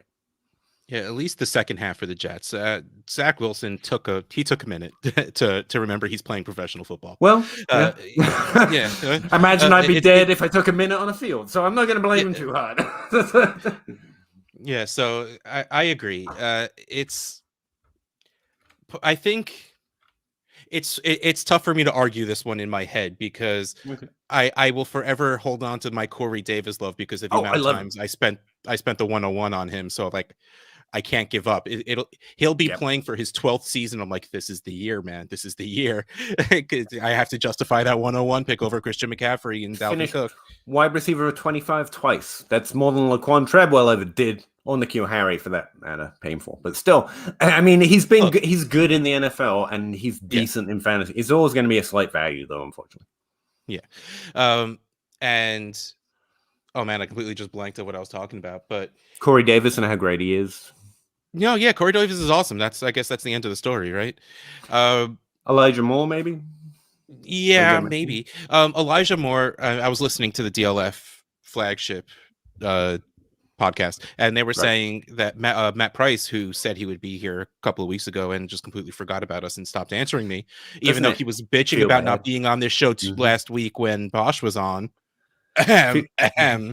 Feels bad when no one will come on podcast with you from the DLF family. I know. It's that must be rough. It must be rough. I would have no idea of what you're talking about. No, I mean, obviously we're all here for you. Yeah, exactly. They were saying that Elijah Moore wasn't even completely healthy. Jamison Crowder wasn't there. So, like, again, this is another one of those instances where, and especially because you have a rookie quarterback, a rookie coach, and all this stuff, we don't know what this offense is going to be, but we do know. Oh, I remember what I was going to complain about. I don't want to give up on Denzel Mims, just because like that's my kind of player. That's the kind of player I like. So the fact that Denzel Mims is still on that team, I don't want to pretend that he's dead now. So I don't. But Corey Davis is the best receiver on that team, at least for right now, because he's done it in the league before. So I don't know if I'll ever feel great starting him. Like maybe in like a trade league where you have to start 10 people. Yeah. And honestly, if I'm a competing team, I'm giving a second for him pretty easily. And I think you can kick Corey Davis for a second. Yeah. You might want to give up on Mims unless he leaves the Jets. I think I saw he had like 2 snaps. Never giving up. I wasn't gonna break his heart, but yeah, he's a little dead. And I'm here to break his heart, Peter. Last year, I did. John, you're being too quiet. Yeah. Okay. So full disclosure, I had a medical procedure done today, like literally hours ago. I was under anesthesia and was trying to decide. I mean, at first it was like, man, that probably is not the right conditions to be podcasting. That's the perfect conditions to be podcasting. I was going to say, I go out and get a medical I was like, just before every podcast. It's the best way. Yeah, this might be me at my best. I was like, gotta try this. Yeah. So, but yeah, Corey Davis. Was that a medical procedure to get your Aaron Rodgers love physically removed from you? Because it's the only way you're going to be able to give up.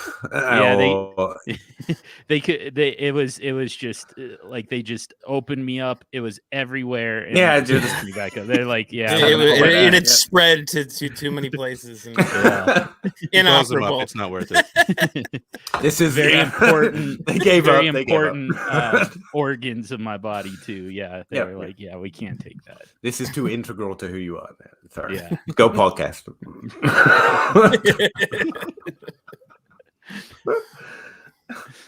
What were you going to say, though, about the Jets? I have no idea. That part did get surgically removed. Okay, so we're going to move on because I have something I know that John is going to want to talk about. Nice. The next game is the Vikings and the Bengals. I wrote down the Bengals offense is what we hoped it would be, and in parentheses, including Joe Mixon.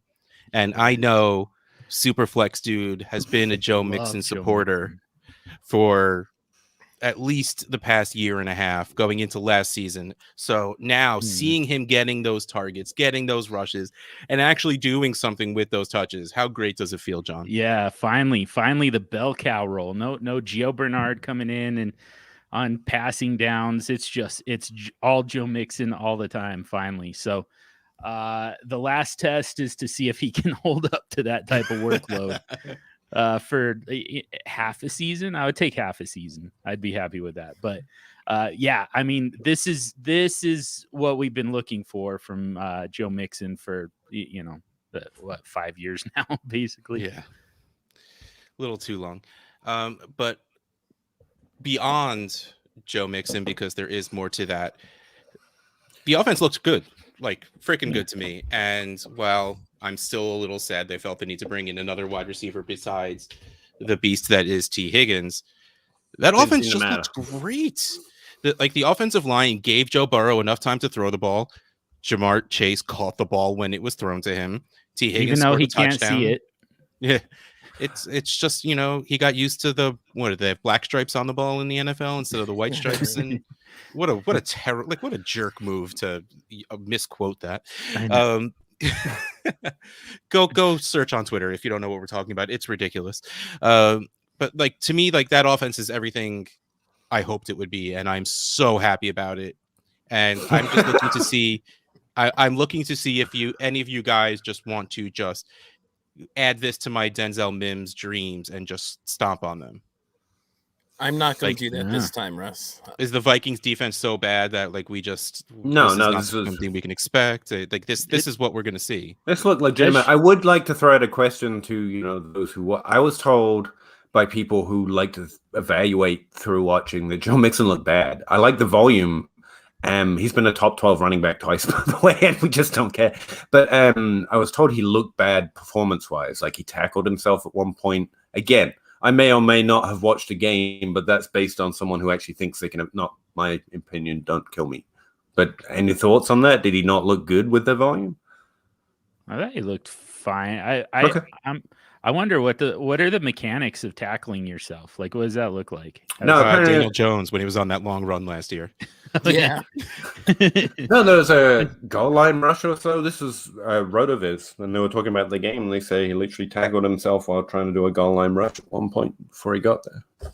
I guess, it's tripping over your own feet and such. Okay.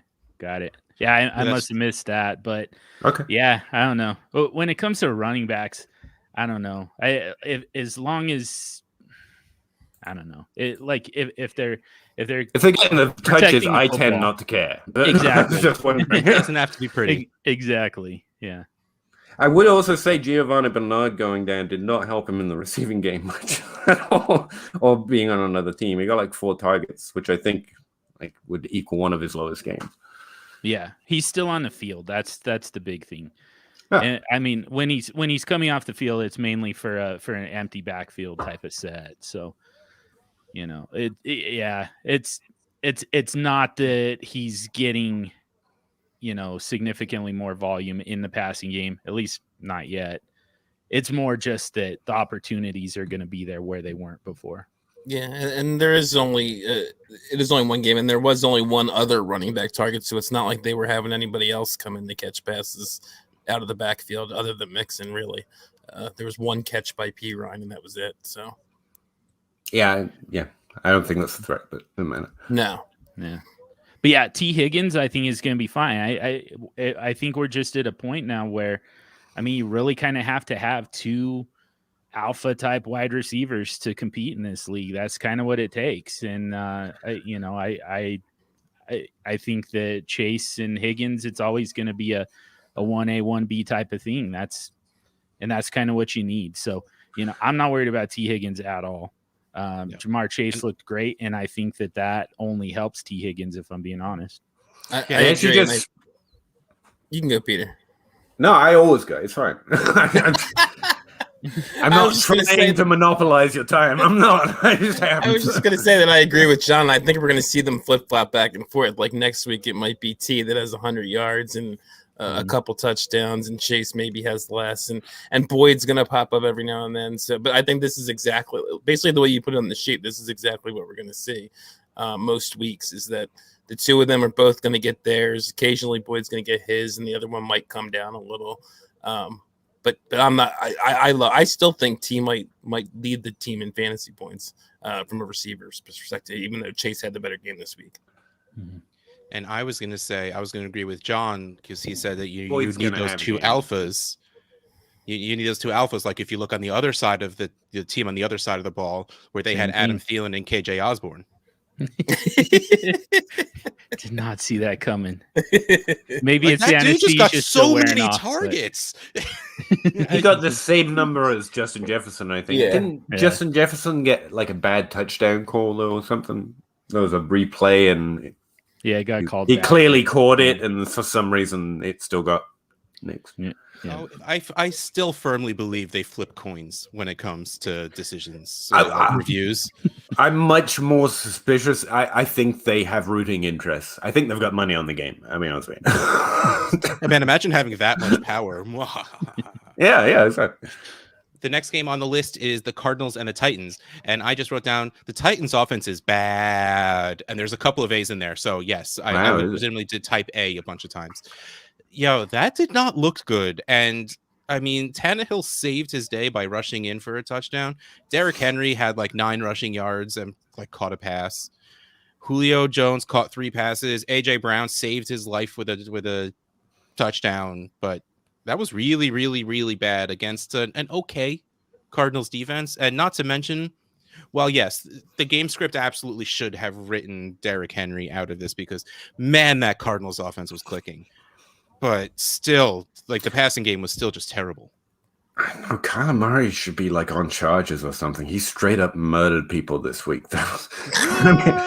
I wanted the points, bro. I was like, God damn, Kyler! Like these men have to face their families tonight. Come on, just straight up dealing. Doesn't Kyler know I'm trying to lose in TA7? Come on, man! Like, and he's just going nuts. Oh, but that's not what we're here to talk about. Like, we knew that offense was going to be good, but we also thought that Tennessee was going to at least keep their efficient offense that still produced fantasy points, and it did not at all. Like, it was losing Corey Davis that much of a hit to them. I mean, you're going with Osborne. I want to know why Chester Rogers was the most targeted guy in Tennessee when you've got Julio Jones and AJ Brown. I mean, JD McNichols is on this team. I'd understand that more. Like, okay, all right, at least he's all right, okay. But Chester Rogers, like, normally my initial assumptions when that kind of thing happened is one, there's coverages I don't know about, and I gotta go listen to some IDP guy tell me why some coverage corner is amazing, and apparently 4 of them to block both AJ Brown and Julio Jones, or it's usually correlated to a bad quarterback. Like bad quarterbacks can't feed good players as well, and so they tend to take the easier options. I know, is Tannehill regressing back to Gase days? I know. Someone got an idea on that? I hope not. I have way too many dynasty shares for that to happen right now. I got to be honest. That is my only argument against that happening is I don't want it to because my fantasy teams will suffer. This is one of those where I just chalk it up to it's week 1 and shit happens. So that could be it. Yeah. I still think this offense is going to be good. I'm not really particularly worried about any of them. So. It takes a little bit of time anytime you're trying to work in a new system. It's so weird that like Arthur Smith leaving Tennessee for Atlanta negatively affected 2 offenses. Ouch. And not to mention they did have that whole COVID thing not long before the season where everybody was getting COVID on Tennessee again, including their quarterback. So I don't know how much that might have affected week 1 too. I'm actually concerned. I would say that I try not to adjust a lot for one freaking game, but I mean, one of the things that happened this week, Tennessee, that a little more concerning than I would be comfortable with. I don't know what's going on there, and that's worrying. So our next, if that's all you're saying, then stop saying it. Our next game is the 49ers and the Lions, and I just wrote the Lions are awful, but that offense will be good for fantasy. I think. Yeah, right. Hawk, both Swift and Jamal Williams crushed. I mean, the wide receivers are whatever. Quintus Cephas did awesome. Yes, whoop whoop. But that's also just because, well, he caught it in the end zone twice. One of them just happened to be a 2-point conversion.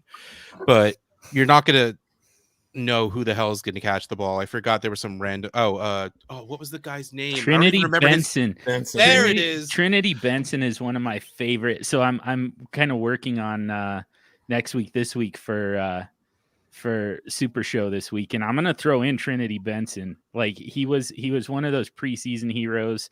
He actually led the receivers in targets. Yep. Like, yeah, I don't know. He's free. Like, and you've got to have pretty deep rosters for it to make any sense. But he's interesting. Yeah, but I think I don't care how bad Goff is. Like, I think we're looking at Bortles territory, but like not as crazy. I mean, Goff makes some questionable decisions, but not with the severity and offenness, the occurrence. He doesn't do it as often as Blake Bortles did. So, like, I think he's gonna still be a steady QB2. You're gonna have Haku, especially in tight end premium, is gonna be awesome because he is going to be the first target in that, the first read in every single play. And then Jamal Williams, like he was for some weird reason, the pass catcher in the backfield with Aaron Jones, even though Aaron Jones is more than capable as a pass catcher. So we know that he is as well. So that Hawk and the two running backs might be the pass catchers on Detroit, in which case that'd be pretty awesome to be able to start all four of those guys in a really bad team. Yeah, I have Hawk and Swift on way together on way too many teams, which doesn't feel optimal on a horrible team. But as we said, I mean, Goff is competent. I mean, everyone wants to hate on him, and he's not going to be great for your fantasy teams. But I don't think we're going to see as many. I think what do you have, like 33 fantasy points this week or something like that, depending on your scoring, somewhere in the 30s. So yeah, but I think he's enough to support these two guys who are super talented, and Swift is great catching out of the backfield, so it's going to help him in PPR. And he ran a ton of routes this week, so yeah, I just think we're going to see very similar to this a lot of weeks because that defense is horrible, and Okuda is out for the season, I believe. So yes, they're top quarterback. So Achilles, I believe. Yeah. Oh, and I want to talk about how weird it was how. Trey Lance, his first throw was a touchdown. Devonta Smith, his first catch was a touchdown. There was one more. Someone else, their first catch was a touchdown. I can't remember who it is anymore. But like so many rookies, their first of something was a touchdown. It's just I know Justin Fields had a touchdown. That was running though, I think. Yeah, he rushed that. There you go. Look at that. Rookie week. Here we go. Next games, the Steelers and the Bills. The Steelers' offensive line is so bad, it will make it tough for that offense to produce. Now, was it just because they were playing against the Bills, who have a very good defense, or is that offensive line as bad as we feared and Najee is screwed and they will never be able to let a deep route form long enough for Chase Claypool to do that awesome where he just straight up mossed that dude more than like once a game? Yeah, I think it was interesting that DeAndre Swift got there by having an Austin Eckler type workload instead of a Jonathan Thomas workload. Like he didn't increase in the rushing workload much. And honestly, the team makeup, especially when you consider Hawkinson is the receiving core there, it's no worse than Las Vegas. I don't think we should be any more concerned about it than Las Vegas. And thanks for asking me about that one too. Is there a lag or something? Because you literally just didn't ask me, so I thought I would just carry on from where I personally am in the show. Well, if I wanted to hear what you had to say, I would have asked you to say That's cool to know, Russ. That's cool to know. Fun story. Peter, what do you think about the Steelers' offense with their offensive line being as trash as it was? Was it because they were that bad or because the Bills' defensive line is that good and they're still kind of bad? Well, the Bills kind of played badly in that game as well. Let's not take our eye off that one. That was a weird game overall. Yeah, I think even I have concerns that Big Ben can't provide decent quarterback play at this point. I thought the balance was interesting. It's about what we expected. Deontay Johnson is the target hog there, but Juju's got a more interesting role. I haven't been able to see their ADOTs yet, so I don't know. But yeah, I have strong concerns. If they can't move the ball, then that lowers the expectation for Najee Harris, who I really thought could be a top 12 running back this year. I mean, it doesn't matter which wide receiver you have. Of the three that all had a great years in different years, they all had great years last year, actually. Yep. Like wide receiver 21, 22, and 23 or something weird like that. And so we were just picking our favorites. And week one was concerned. I don't know. I can't tell you if Big Ben literally can't throw the ball down the field anymore. So you're going to have to ask someone who, I guess, feels his arms regularly. I don't know. Has he lost all muscle in that one? Roethlisberger's arms constantly. What do you think about the Steelers' offense right now? Yeah, I don't know. Yeah, it feels like Roethlisberger is over the cliff at this point. Like that. I mean, I do think that the Bills' defense was a big part of that. I think game script was a big part of that. The fact that neither of those offenses really had to be particularly effective. The Steelers are going to win a lot of games with defense. Yep. So I think that's kind of the bottom line. But yeah, it makes it a little hard to tell. But it felt like Roethlisberger was. It felt like he was there. You know, having seen Peyton Manning up close. Once he was over the cliff, and that's it just kind of came out of coming nowhere. back to me. Peyton Manning that last year, where the team was just kind of dragging him along behind him. I don't. Yeah, just didn't even see it. They won the Super Bowl. Yeah, yeah. The Bills. I think John's right. Bills are what make it difficult to make that call right now. But Corey. Yeah. That's why I want to know if I should be freaking out, Rocky. Yeah, I'm with these. I mean, I think a lot of it is the Bills. I think Ben probably is pretty much washed, but he's probably not considerably worse than last year, and that didn't really kill most of those receivers like we just talked about. So, and I think there's been stuff that's shown that offensive line play doesn't necessarily kill running backs' value. I think PFF graded Saquon Barkley's line like horrible his rookie year, and he finished as like RB1. So I'm not that worried about Najee yet. I'm the guy who's 1 week is not enough to sway me much at all. I need to see more. I know Peter says not to totally readjust, but to readjust some. I need to see more proof of what we're seeing in that first week to really move off of anything I believed going in. So I'm just gonna say I'm still high on Najee. I still love Deontay because he is a target monster. And if Ben is washed, it's just gonna mean that Deontay's getting those 14 short distance targets and racking up PPR points and getting in the occasional touchdowns thrown in to have a nice game. So I'm not that much worried. I mean, there's not a huge ceiling maybe on some of these guys, and maybe not as much on Najee as we hoped, but I don't think it's going to be that big of a detriment to the offense because, I mean, Ben did this last year and it didn't kill anybody. The running game wasn't great, but they didn't have a Najee last year either. I think the problem is here, a freak out on Pittsburgh. I don't know what that looks like because we drafted them all pretty much at values. If you drafted Najee Harris, you still probably have to start him unless you got him as a rookie pick and you got two other great options, in which case you can maybe play a waiting game. Everyone else we got at value. So if you didn't, you probably don't have to start them until you see a little bit more anyway. If you have Judy, Deontay, or Chase Claypool. And so a freak out for any Pittsburgh player on your roster is probably not doing very much. They're definitely not worth more, and you don't want to trade the good ones who are all very young and could have another 4 or 5 years in them. So you don't want to sell now after one game. So I don't think we can freak out about them yet. I mean, if you want to be rational and boring about it, yeah, sure. But what about the Falcons are so bad? Yeah, that's me. Karen. No, yeah, I'm moving on because it's where we've been going for an hour and 40. We still have like 6 games left. The Falcons are so bad that they won't even be good for fantasy, which kills me because Calvin Ridley is there. Yeah, apparently everyone knew the Falcons were bad. I wish someone had mentioned it. Like, I still don't know why they were so bad. Like, Matt Ryan is old, I guess is the take. The O-line stinks, but like you were just saying, and also I may have shown that too on DLF, but, PFF is cool too, I guess.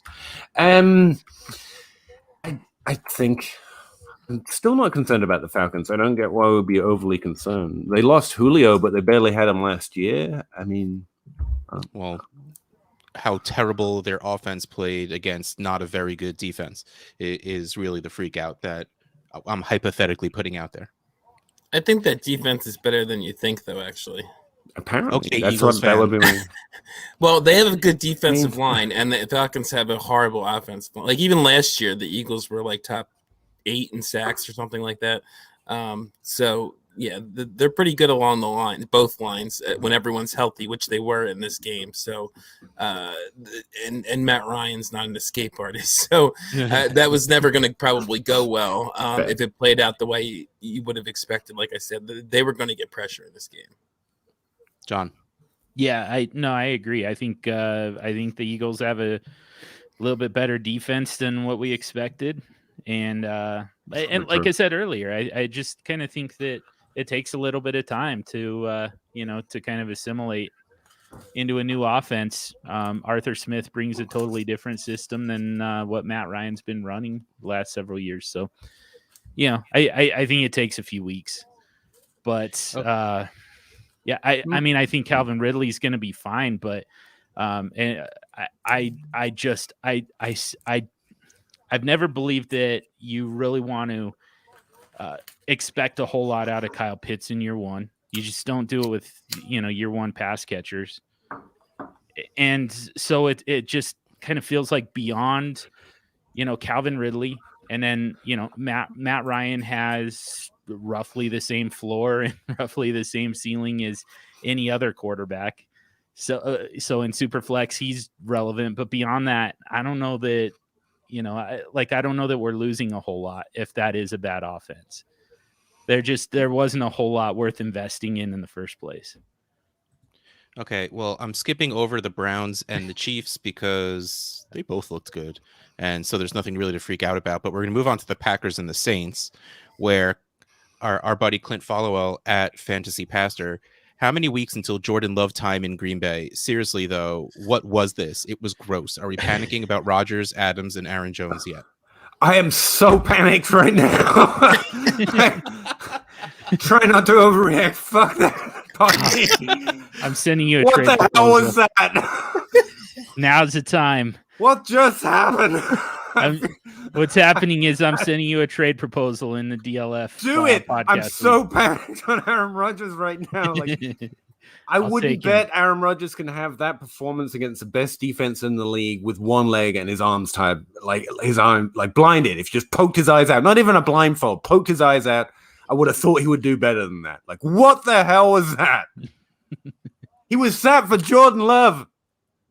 That was him reminding Green Bay what that they need him. I think we're past that. You'd think he's there, surely. There were so many tweets about the conspiracy theory of sabotage, and it was I don't really know of another explanation. I really don't. So I'm kind of on board with the conspiracy. I've got my tinfoil hat because I don't know of another explanation. As long as it's only a 1 week thing, that's fine. Next week, I need my Aaron Rodgers, my Devontae Adams, and my Aaron Jones back. Yeah, that's the thing. That's the one that I was just flicking through what had happened. I was like, what? No, something's wrong with my app. I didn't expect last year because obviously those, you typically don't repeat performances that strong, especially at quarterback, or Devontae Adams can do it apparently. But wow, that was a surprise to me, and I have no explanation for it. John, could you try again? Did you try turning it off and turning it back on again? Could you turn the Green Bay offense off and turn it back on again? Did you try shaking the Green Bay offense? Good Lord.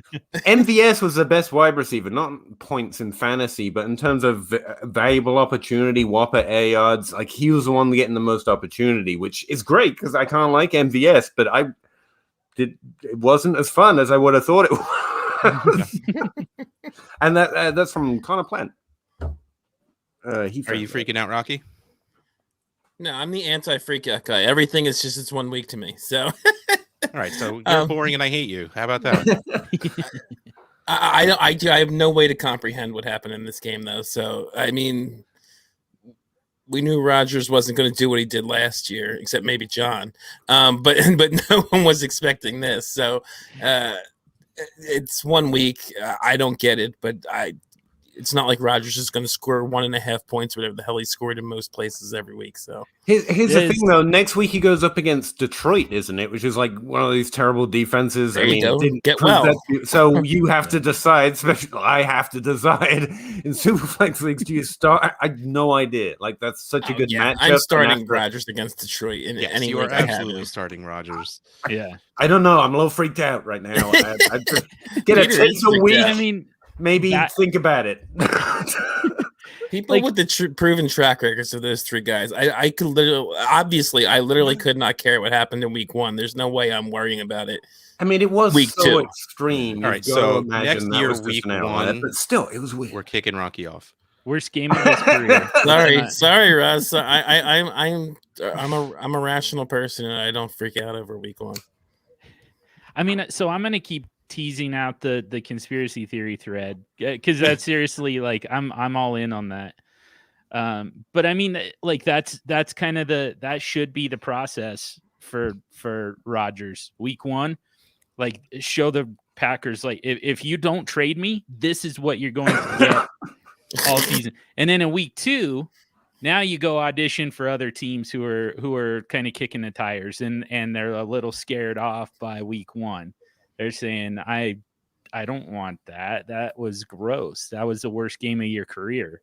Why would I trade for that? So now he goes out, scorches the Lions because I mean that's just what everybody does. And week 3 he's in new laundry. I did see that tweeted out that it was a conspiracy theory that he came back just to implode them from the inside. Yep. I'm just going to throw it out there that the best trade policy, the best way of finding a trade probably isn't like showing that you could do better with the jugs machine. Like that's probably not the most exciting advertisement. Like, hey, look, do you want this? You want all of this? Oh, no, that's the best selling point. But the problem was the problem all along was the ones that needed to be sold on the fact that a trade needs to happen is the Packers. Like they were the only ones that weren't on board. They had suitors. Rodgers wanted out. It was just that the Packers wouldn't let him go. So, yeah, he's like, okay, if you're going to keep me here, this is what you're going to get all season. And then Jordan Love fumbles the ball. Yeah. I mean, I'll take the conspiracy theory, I guess. Just just more sanity. I'll roll with it for 1 week, whatever. Let's go. It is a lot more fun. All right, the next game is the Broncos and the Giants. And the only thing I wrote was Saquon is dead. Because there was really nothing to be freaking out about here. Like we knew Saquon wasn't going to be Saquon week 1, and that's like the unfortunate part. So, but I wanted to write everything for something for every game. But so I wrote this anyway. Like there's nothing to freak out in this game, so we're just going to move on. Well, now I'm freaked out that Jerry Judy's hurt, but that's not really what we were. That's not the point. Except for this next game. Sorry, go ahead. Cortland Sutton. For that game, maybe a little bit of a freak out there. I love Tim Patrick. I would love me some more Tim Patrick in my life, but it was a little. I mean, if you're a Cortland Sutton owner, you got to be a little freaked out. I mean, I knew Teddy Bridgewater was bad for Sutton from the very beginning. I didn't think it was this bad. Like one catch bad? Or? No, I did not think it was going to be one catch for 14 yards. That's what I am a little freaked out about. It was a roll that just Tim Patrick had. Look, it's just week 1, guys.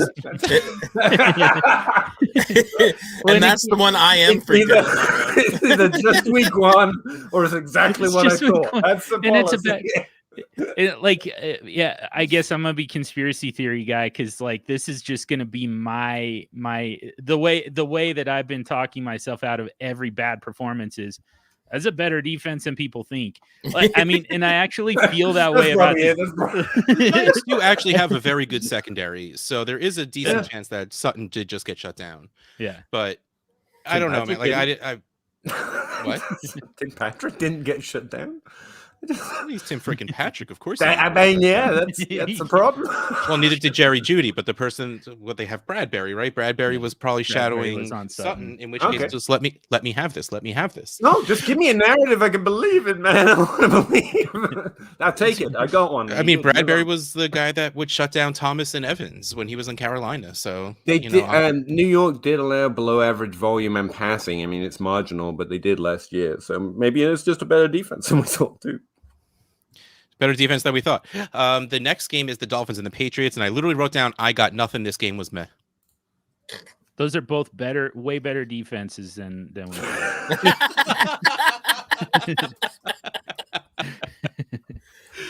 So we're just going to skip that game because we're going on for 2 freaking hours. And the last thing I wrote down was for the Rams.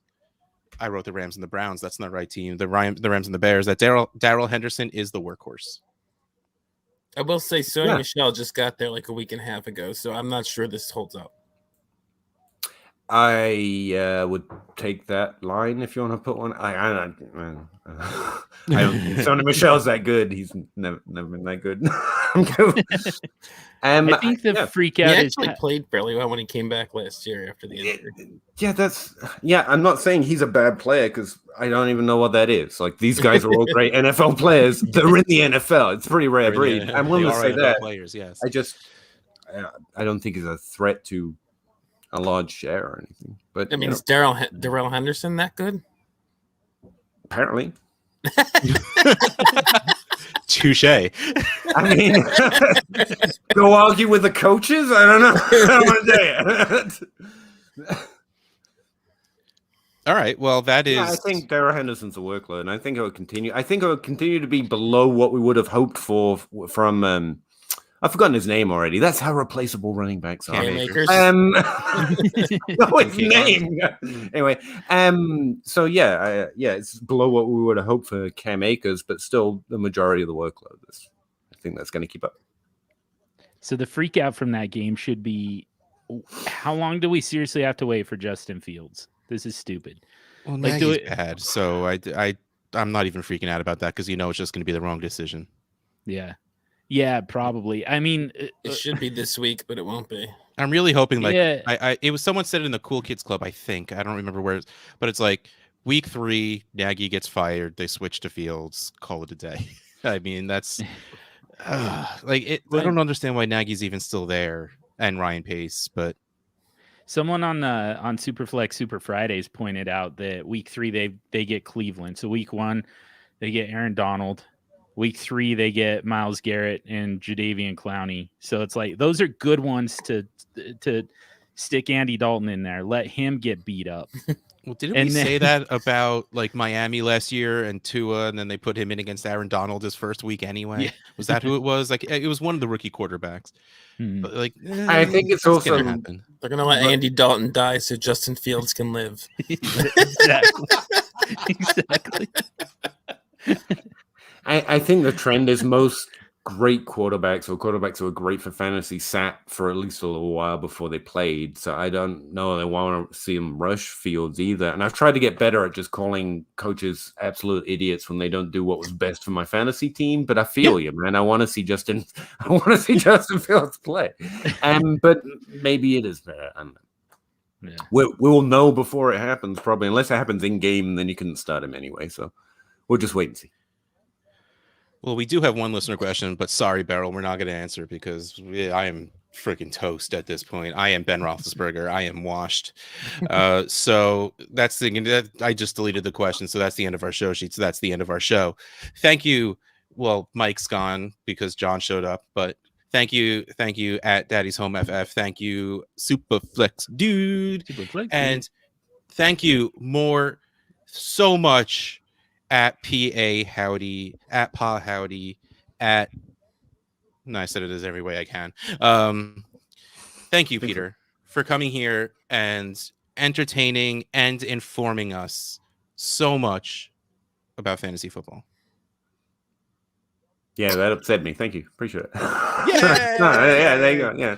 Yeah, I appreciated the backhand compliments. I actually thought you were just going to completely play it the other way and just ignore me. So that would have been a good way to. No, yeah, thanks. Good talk. Been a boring, quiet day, so I appreciate being asked on. Thanks. Yay. Okay, well, both of these guys below and Mike, well, his show got released on YouTube. It will be coming out in podcast form. Hanging with Daddy, but we also have Superflex Super Show and Dynasty Crossroads, part of the DLF family of podcasts. I also happen to be wearing my DLF shirt, which lists all of the wonderful tools you can use to make your fantasy team better by going to dynastyleaguefootball.com. I feel like I should get paid for that. Like that's like a ching ching. It's weird. I feel like we should get paid too, but everyone disagrees. Right? I don't know. My wife's wearing my DLF shirt. You're like, no, all right. I just remembered where it was. But if you had fun watching us live, patreon.com/tradeaddictspod, you can watch us live every single week. Jump into the chat so we can talk about whatever it is you're saying, because chances are you know more than we do. We just are the ones that are willing to put a microphone in front of our faces. Also, we have the Cool Kids Club, the awesome GroupMe chat, ffpodshirts.storeenvy.com, our awesome store where you can get such great shirts as the Trade Addicts podcast and the Superflex Super Show. And we were talking for a while, Peter, about making some merch that either you were going to create a store or we were going to put in mine. Yeah, we actually need to do that because I promised shirts to everyone that signed up for those Eliminator leagues. And I was like, well, if you'll help me with that, I'll tell them that. And you were like, sure. And then you like mysteriously stopped talking. Super forgot about it. Made me really nervous because like I owe people shirts. I don't know what's going to be on them. You don't want to trust this memory. Related. You don't want to trust this. You're just going to go into your closet and start mailing people shirts. I really need your help, Russ. I have no idea how to do any of that. And I said whoever wins those leagues, because definitely aren't going to be me, I'd send them a shirt. Had to keep up with the open buy. You know, they were offering like stuff. All right. But on that note, Russ Fisher at Dynasty Ad House, Rocky Petrella at Dynasty FF Addict. We are at Trade Addicts Pod, DLF Family Podcast, DAP Network. Subscribe, rate, review to all of that. Oh yeah, I have to start reading reviews. If anyone ever actually left any, I'm supposed to look for that, aren't I? You are probably meant to look those up. Yeah. All right, swing and a miss on that one. Starting next week, everyone, I'm going to start reading reviews if you leave them for us. And oh my God, we actually just crossed the 2-hour mark, so I'm hitting the end broadcast button. Goodbye, everybody. Good night, Russ.